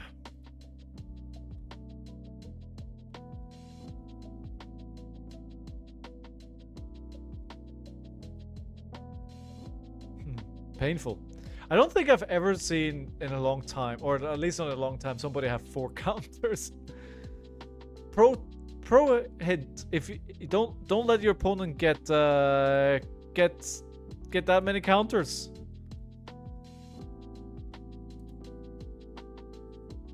Actually, wait. Sorry. I'm sorry. I might as well try and block it out here, so at least I don't get a 5th. Your record is 5. I'm not getting him. They may get it. They still have 2 resources floating plus a card in hand. They may still get it.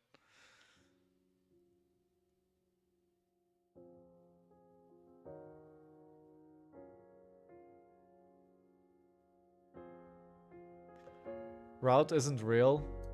Attack reactions aren't real. I just believe. I just believe. 5 card hand, 4 counters, 1 non-block. Oh, oh no. Oh no. Finish him. I don't think this is gonna go anywhere. Anywhere for me. 7? Yeah, sure. Here, have 9 and kill me. There you go. There you go. GG. Coming back from vacation, destroying me. As you do. As you do. I mean, technically I'm still alive, but, you know. They can also go again, and I have a non-block in my hand, so... GG, well played. Thank you very much for the game, Pockets. Appreciate it. Appreciate it. That was fun. I definitely didn't play that the way that I was supposed to play it. And, alright. Mr. Fitzers has come back to us. So we'll swing it over to him. Hey, Mr. Fitzers.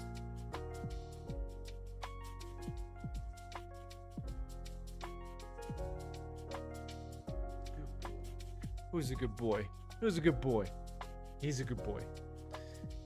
All right, everyone. I'm gonna call it a night. I think I got out of the stream what I wanted. I built my deck. Is it the best deck in the world?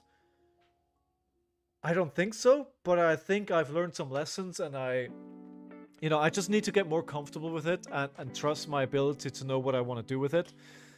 I did end up just putting like more cards in it that were just good instead of building around the concept, and I think I need to go back and just say like, okay, this is the concept, this is what I want to do, and take it from there.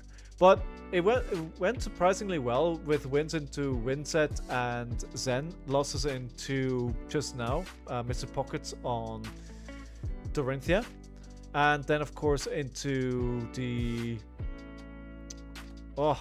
Riptide. But I think, it's not bad for a first try, especially considering Splatter Skull not working does have an impact. I've had a couple of situations where if Splatter Skull works, they actually lose a card instead of get back into their hand. And I think that can make a significant difference. So, we learned quite a bit here. I had a good time. I don't know what I'm going to do yet tomorrow, but more Flesh and Blood, that's for sure. If you enjoyed the stream, then I do hope to see you again tomorrow at the same time in the same place.